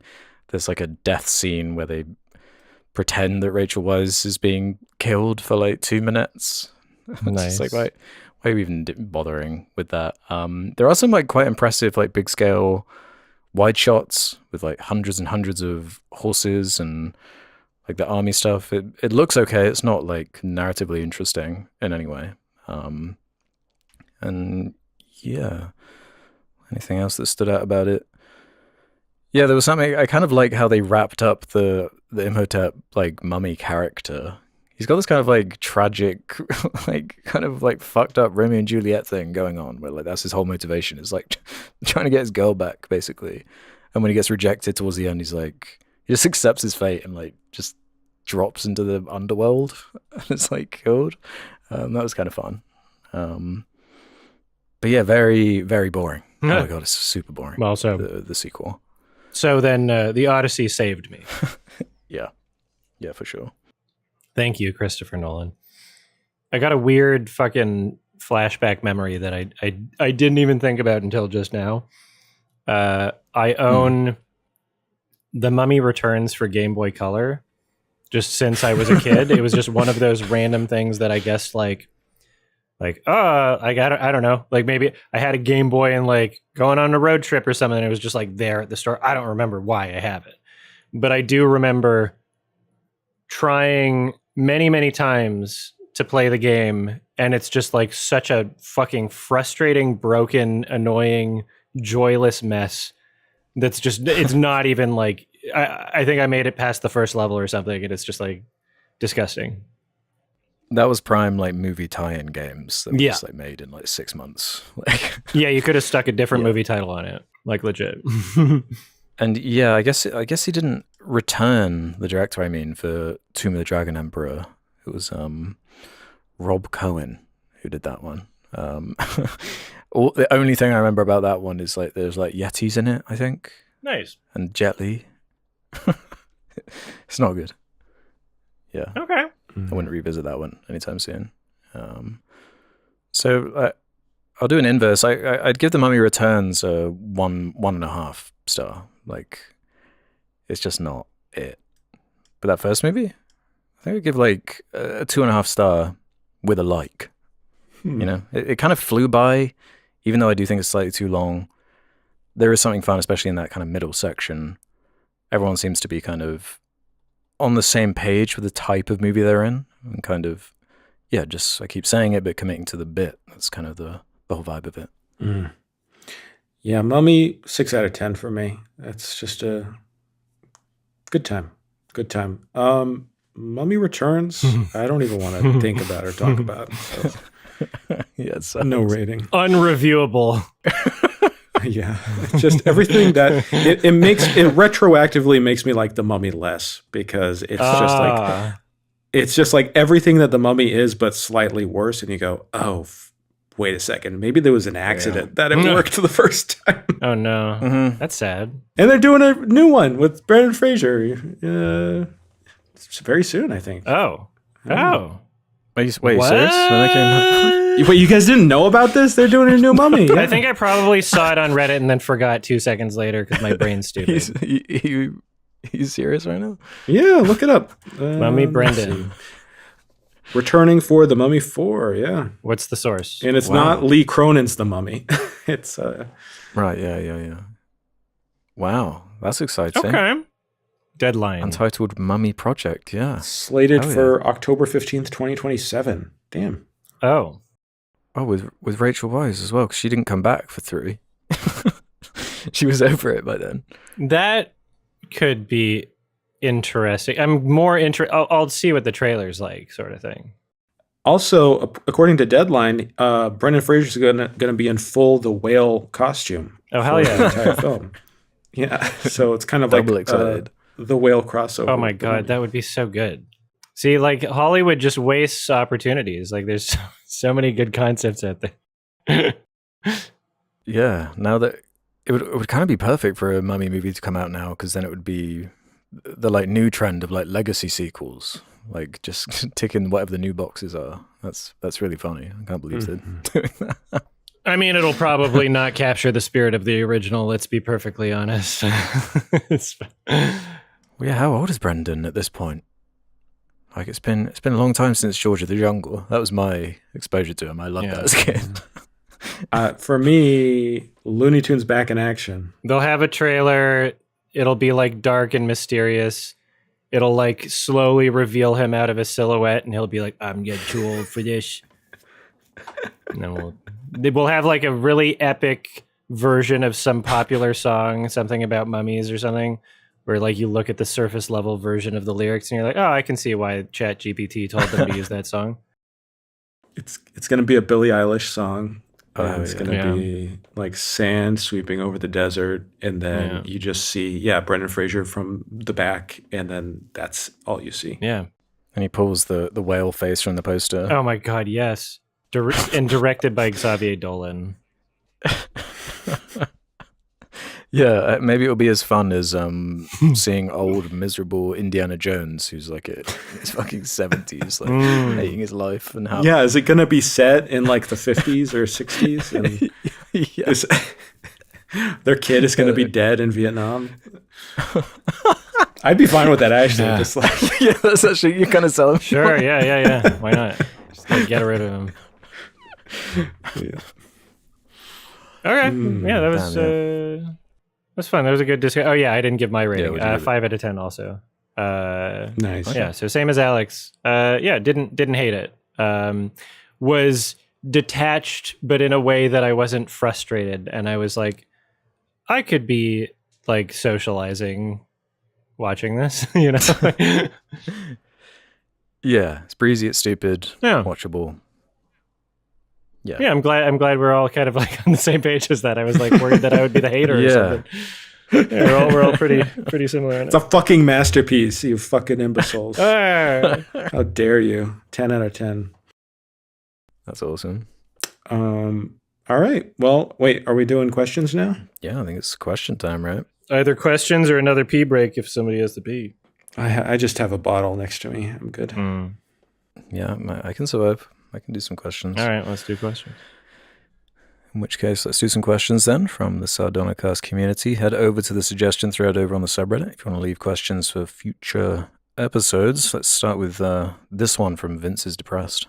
The star of Obsession has been rumored or reported to be in talks for roles in blockbusters. Is that Michael Johnston? Johnston, I think, sorry? yeah, it has Is a in T. talks. Okay. Yeah, Johnston. Is in talks to be in the Mummy sequel, and Navarrete. Is that how you say her name? I would say that. Na- Indy Navarrete. Navarrete. No, I thought it was Navarrete. Navarrete. I don't know. Is in talks to be an X-Men. People on the internet are acting like this is a betrayal. What are your opinions on this, if any? I mean, they want work. Why is it a betrayal? How dare these actors get a big paycheck? What are we talking about? Unless their contract says you're not allowed to be in other movies or something, then what the fuck? Who cares? Yeah, this a non-controversy at its core. Like, why would you be upset about that? In fact, it's kind of insane flex if she gets into the MCU of one film. Yeah. That's This just in. 16-year-old on Twitter said this. Like, is basically what the story is. Like, who cares? Breaking news. Yeah. There's always like a desperate attempt to like charge it somewhere. Yeah. Even if it makes no sense.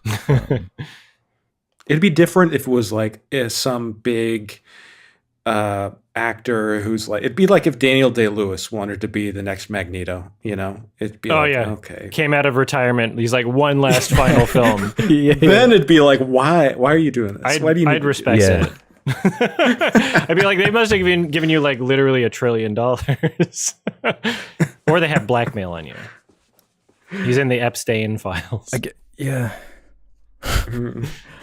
I guess there's like a kind of lack of understanding when people see a face on the big screen and they just assume they're like Robert Downey Jr. like rich, you know, and are getting like residuals and a cut of the money. Like, so they see Obsession, huge film making all the money.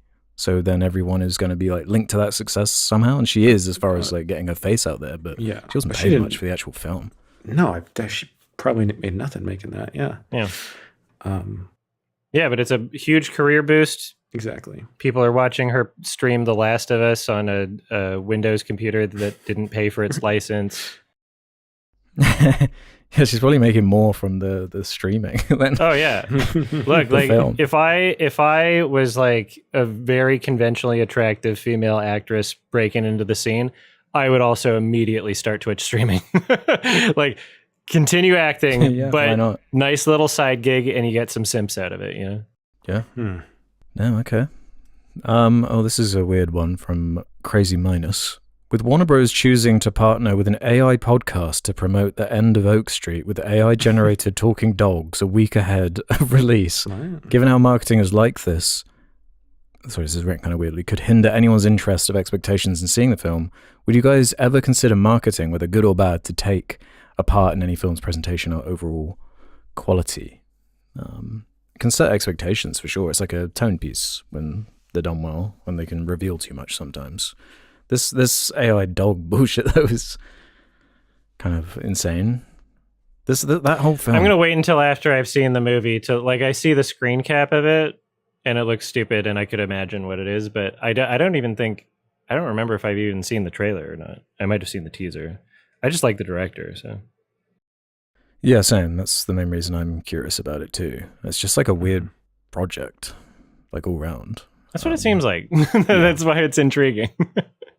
Yeah. It's an August movie. August gets weird. Right. Here's the thing also, as we learned from Late Night with the Devil, a controversy over using AI seems to just get more eyes on the fact that a movie is even coming out.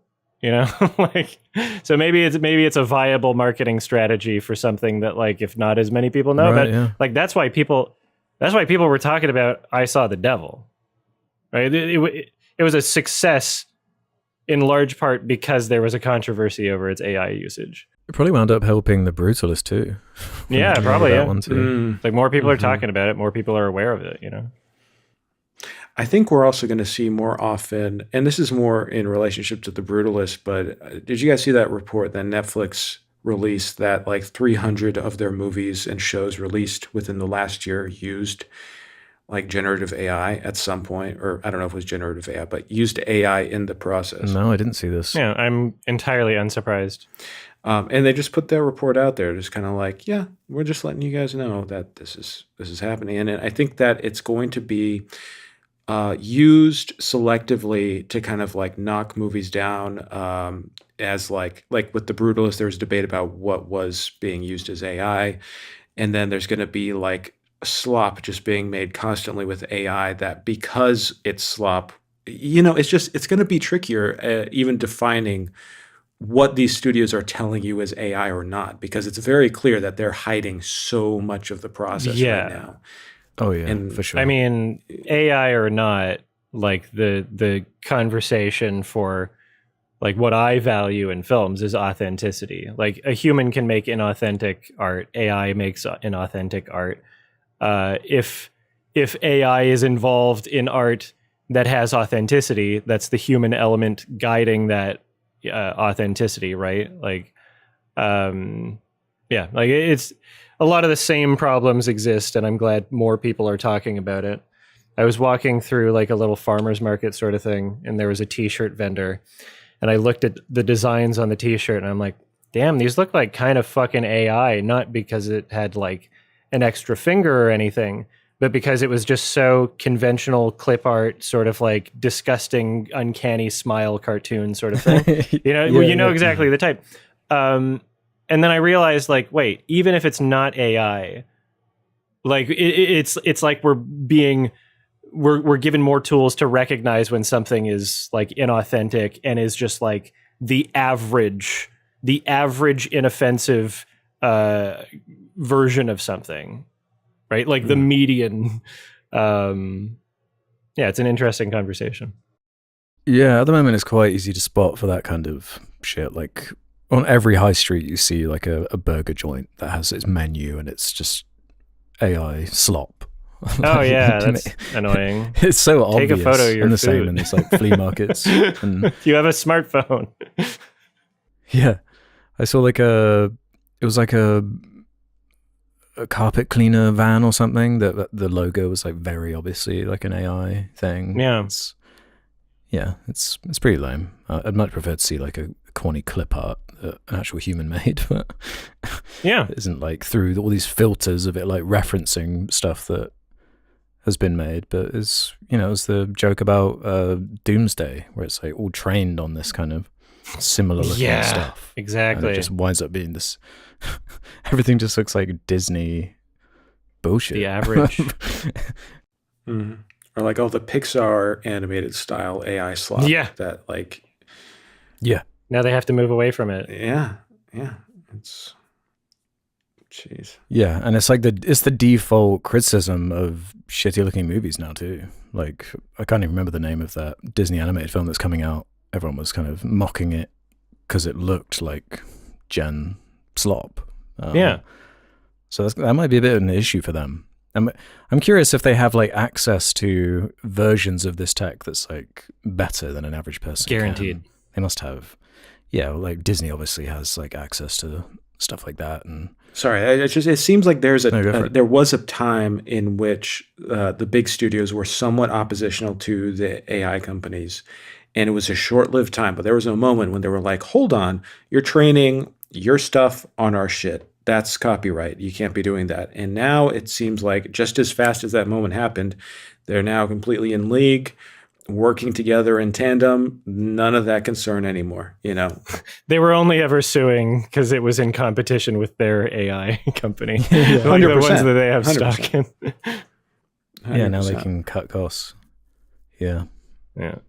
And it's like, I mean, open Facebook once. All the shit the boomers are watching on there. It is already that, And on the other end, like, a really weird trend in like the movie space is like these condensed versions of movies with an AI narrator that might be mimicking a character from it. Yeah. Like explaining the plot of the movie, but it's in like 3 minutes instead of 2 hours or whatever. It's very weird stuff like you'll see sometimes. I guess on some level like a lot of people just like it, which is awesome. Yep. We like eating our own shit. More shit, please. Yum. Yeah, there's definitely something poisonous about it. I don't know, I've brought up before like the idea of we talk about like animal welfare in movies and you have to put in the credits like this has been approved that animals weren't destroyed in the making of this. I don't know if I don't know how high of a standard that is. It seems like putting organic on a label. There's Milo and Otis got one. Yeah, but you know what I'm getting at, like some kind of standard or some acknowledgement, or I guess it's going to become like kind of an advertising point of like, we made our film without any AI, and that's why this is interesting. Yeah, people are doing it already. It's gotten weird quick. Yeah, exactly. Yeah. But then how do you verify it? if let's say you hire a composer and you didn't oversee their entire process and every single bit of every single program that they used, and they used some like AI generative thing just for like one instrument in the wealth of like I don't know, can you even guarantee that your own movie that you made as an artist, if you involved other people, can you actually guarantee that? I don't know.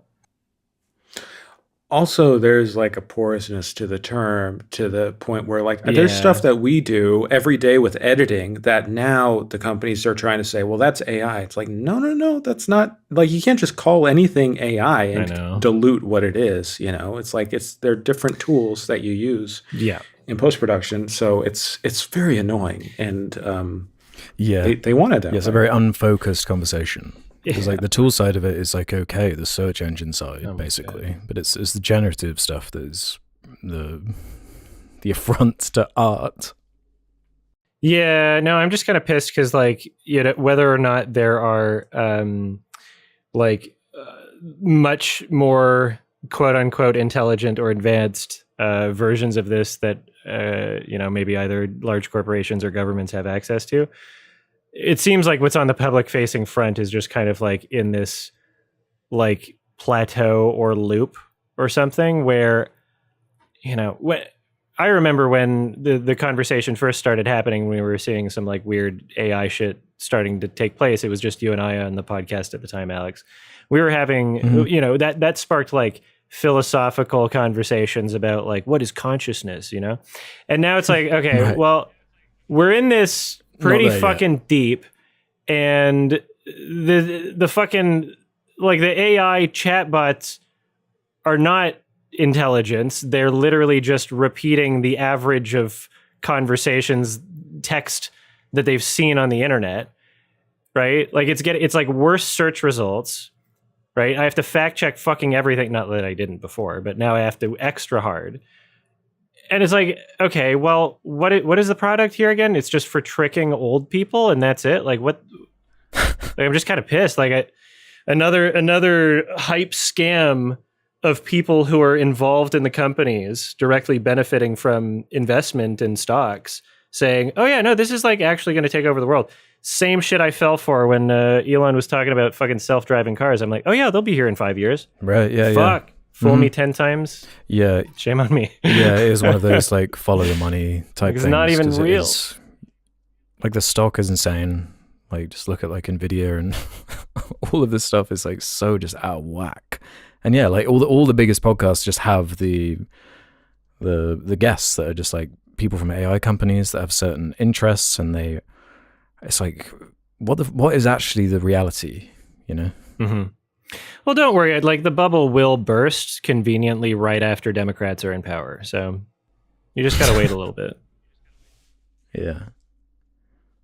Yeah, I don't know. It's quite infuriating, quite tiring. They all say, 2027? It's like, that's what we're going to reach the zenith and everything's going to go crazy. Is that what they all say? Yeah. Yeah. Right. That's what they're saying on all these podcasts or whatever with all these like tech people. Is that like just right before an election? I don't know, like where it comes from. This like project 2027. I don't trust anybody. I can't remember.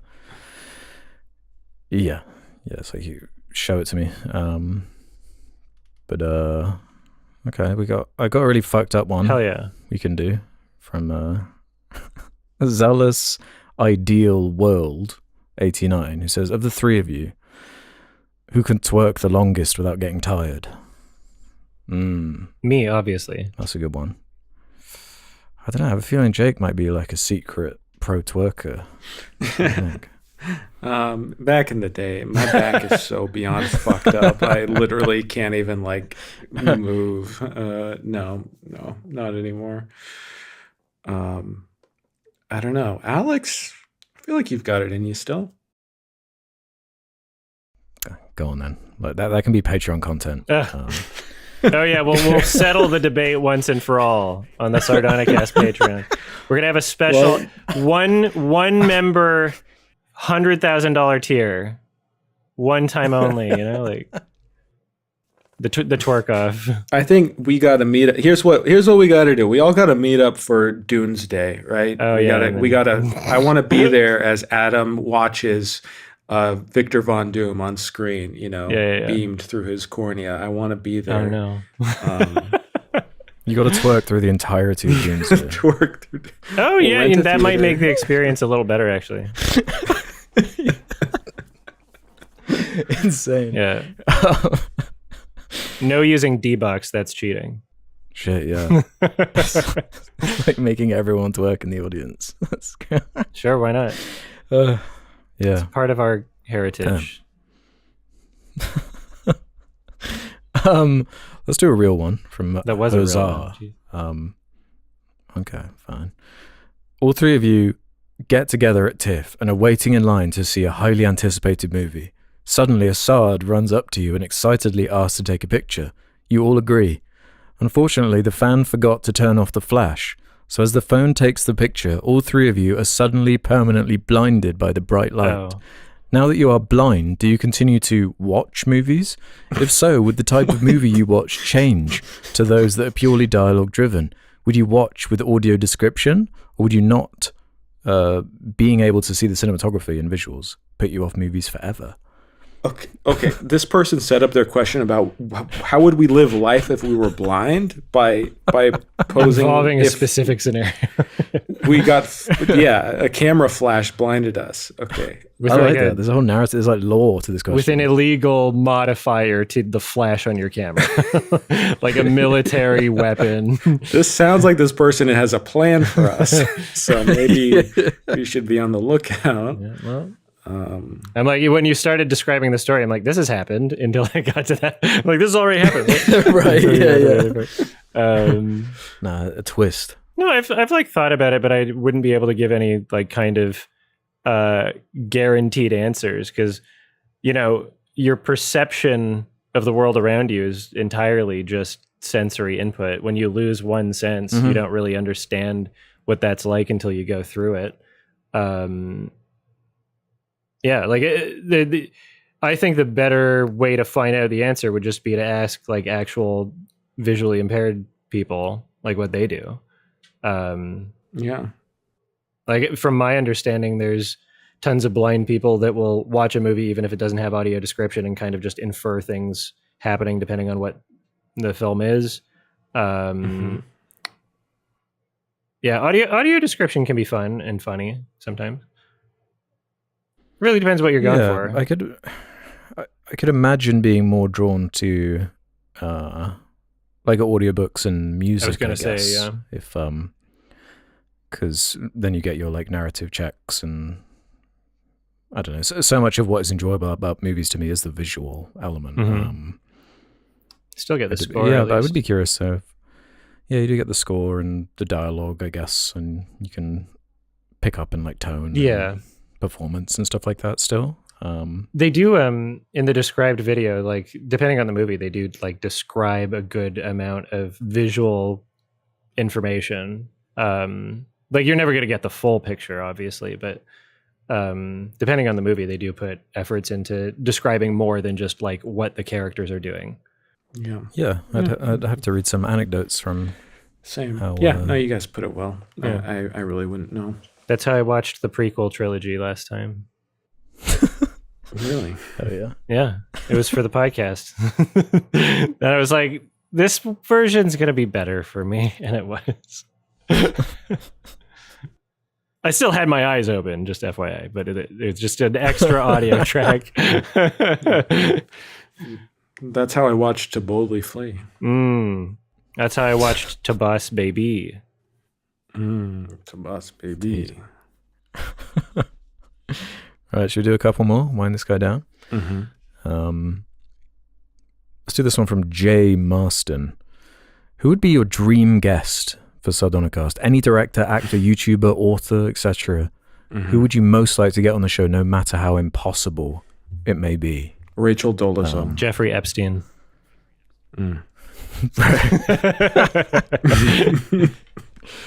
Oh, at the same time. Dream blunt rotation. I think a Daddy Derek episode. Oh, would no. go hard. I think that would be like legendary. Sure, but no. Oh yeah, like it would never happen. as a surprise. I mean, Jon Favreau, right? Okay, serious Ooh, yeah. answer, like obviously Charlie Kaufman, right? I'd love to talk to him again. Yeah, I connect a lot with his art. Yeah, my non-goofy answer, I think David Lynch would be a funny one. Sure. Just like a funny personality. I feel like that would be hilarious. Just to ask him opinions on. So I watched a movie on my phone and just try and like upset him, get him angry. He's really funny when he's angry. Sincerely, I wouldn't want to talk to anyone I like revere like David Lynch. That would be so fucking I don't. Do you feel that way? Like certain artists or people, you're just like, I don't really need to know you as a person because I have your art and I don't, It's not necessarily like a feeling of need per se. I get what you're saying. There's certain artists that I wouldn't have much interest in like approaching at all. And in fact, like I do a lot of film festivals. There's like tons of directors that I'll see like outside a screening, and there's like people, swarming them asking for pictures. I usually just keep my distance and just be like, glad to see them, but like I don't need to like have an interaction with them. But if it's more of like an actual like conversation, whether it's like an interview for a podcast or, like something that's not that type of environment, I love learning about people regardless of whether or not they're like big directors. I just like learning about different people and talking to different people and understanding or attempting to the way other people's brains work.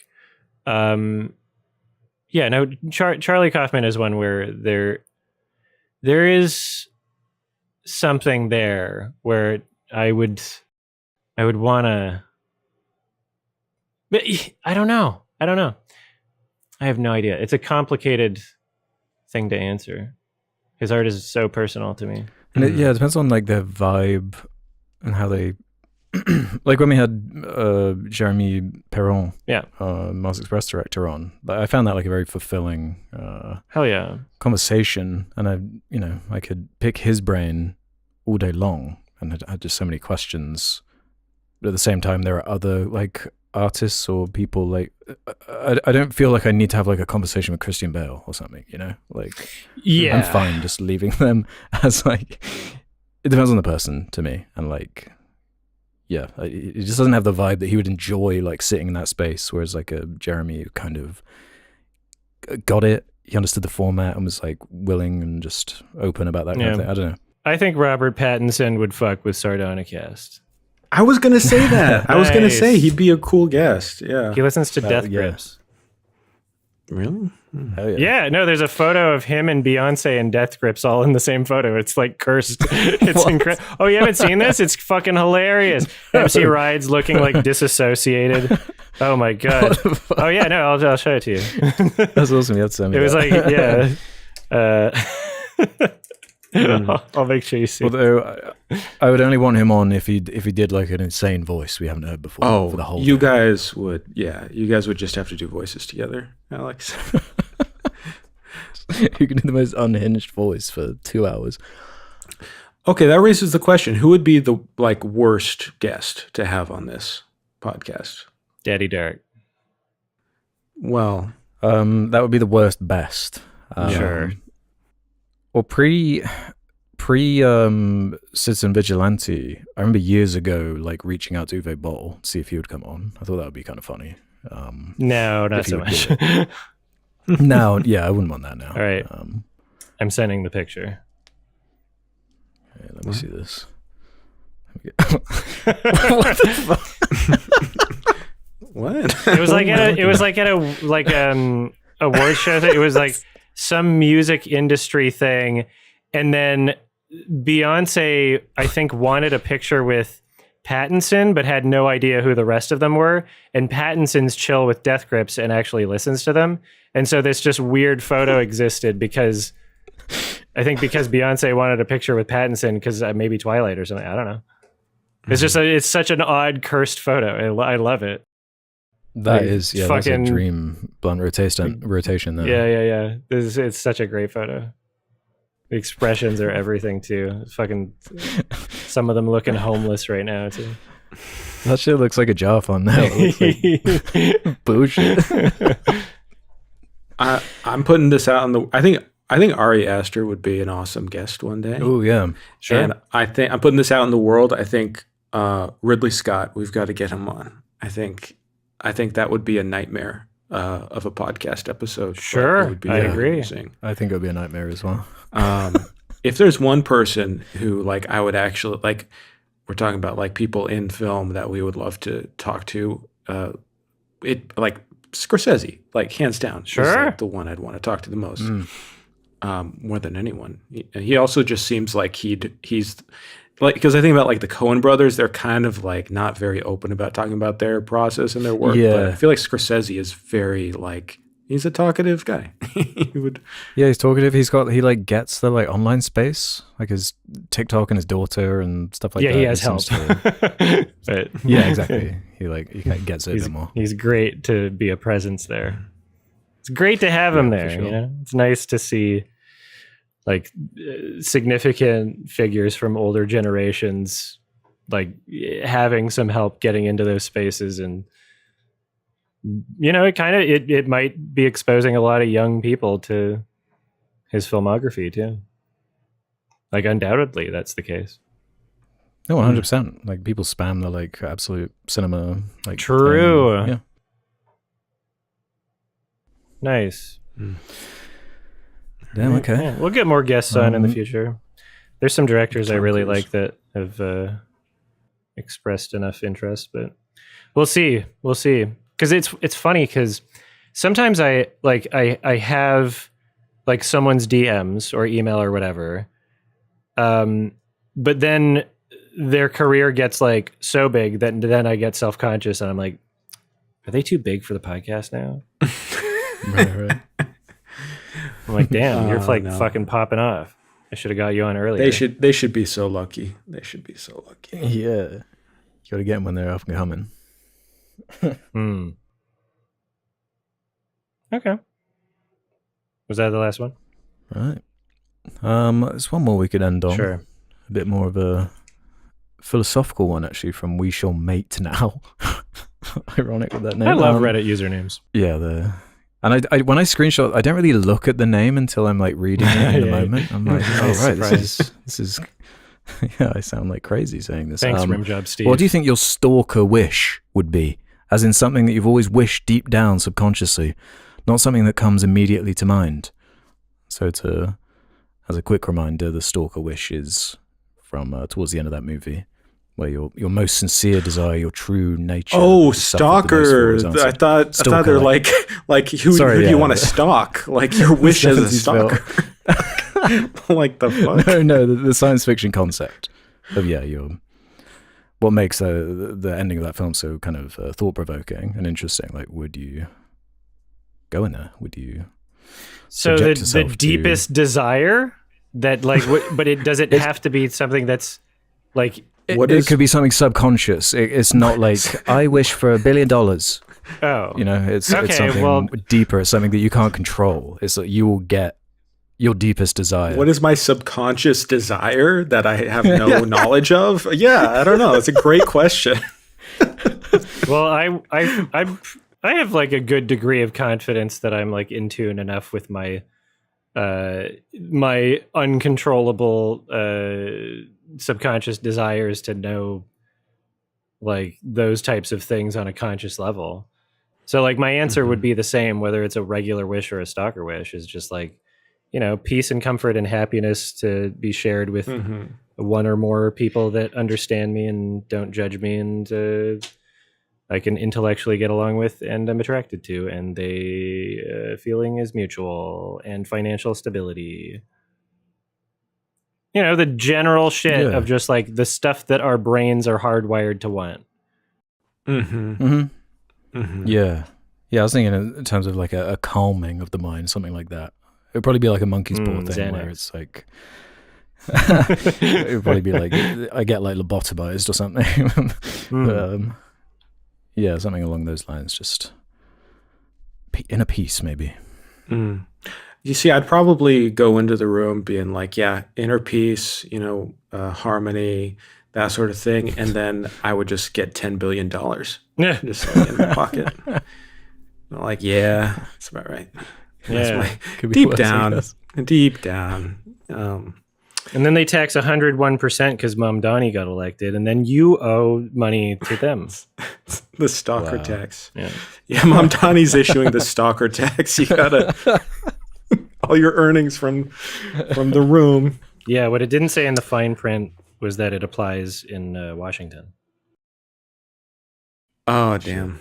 Mm-hmm. They probably are building like the stalker room in the fucking White House at this point. Oh, it's in the data centers. Yeah. Yeah, what's under the White House right now? there's too many things to pay attention to. That's a good. I forgot about that one. Something nefarious going on. Portal to hell. Yeah. Yeah. Well, as long as we never forget about the fucking Dijon mustard and tan suit, like we're good For sure. Yeah. That's the good stuff, right? Yeah. Now. Damn, Stalker's a good movie. That's such It's a good great I love movie. it. Fucking incredible. Okay. All right. Damn, there's some good ones in there. Nice variety. Thank of, you. Thank you so much for the craziness. questions. Yeah, about as unhinged as usual. Thank you. Good selection. I think it's my recommendation. It is. All right. I would like you to both open a tab or just on your phone or whatever and just search on Google random number generator No. and or pick This one. is- I Well, don't fucking like- pick one I then. don't like this. Wait. I don't like where this is Random going. number generator. between the number 1 and 31. 1 and 31. Okay. No, No? you make the choice. This is you. This is on you. This isn't on Well, on Alex, us. you can participate. I've done it. You done it? I've done What's the it. number? Okay. 1. Okay. All right. Jake, pick heads or tails.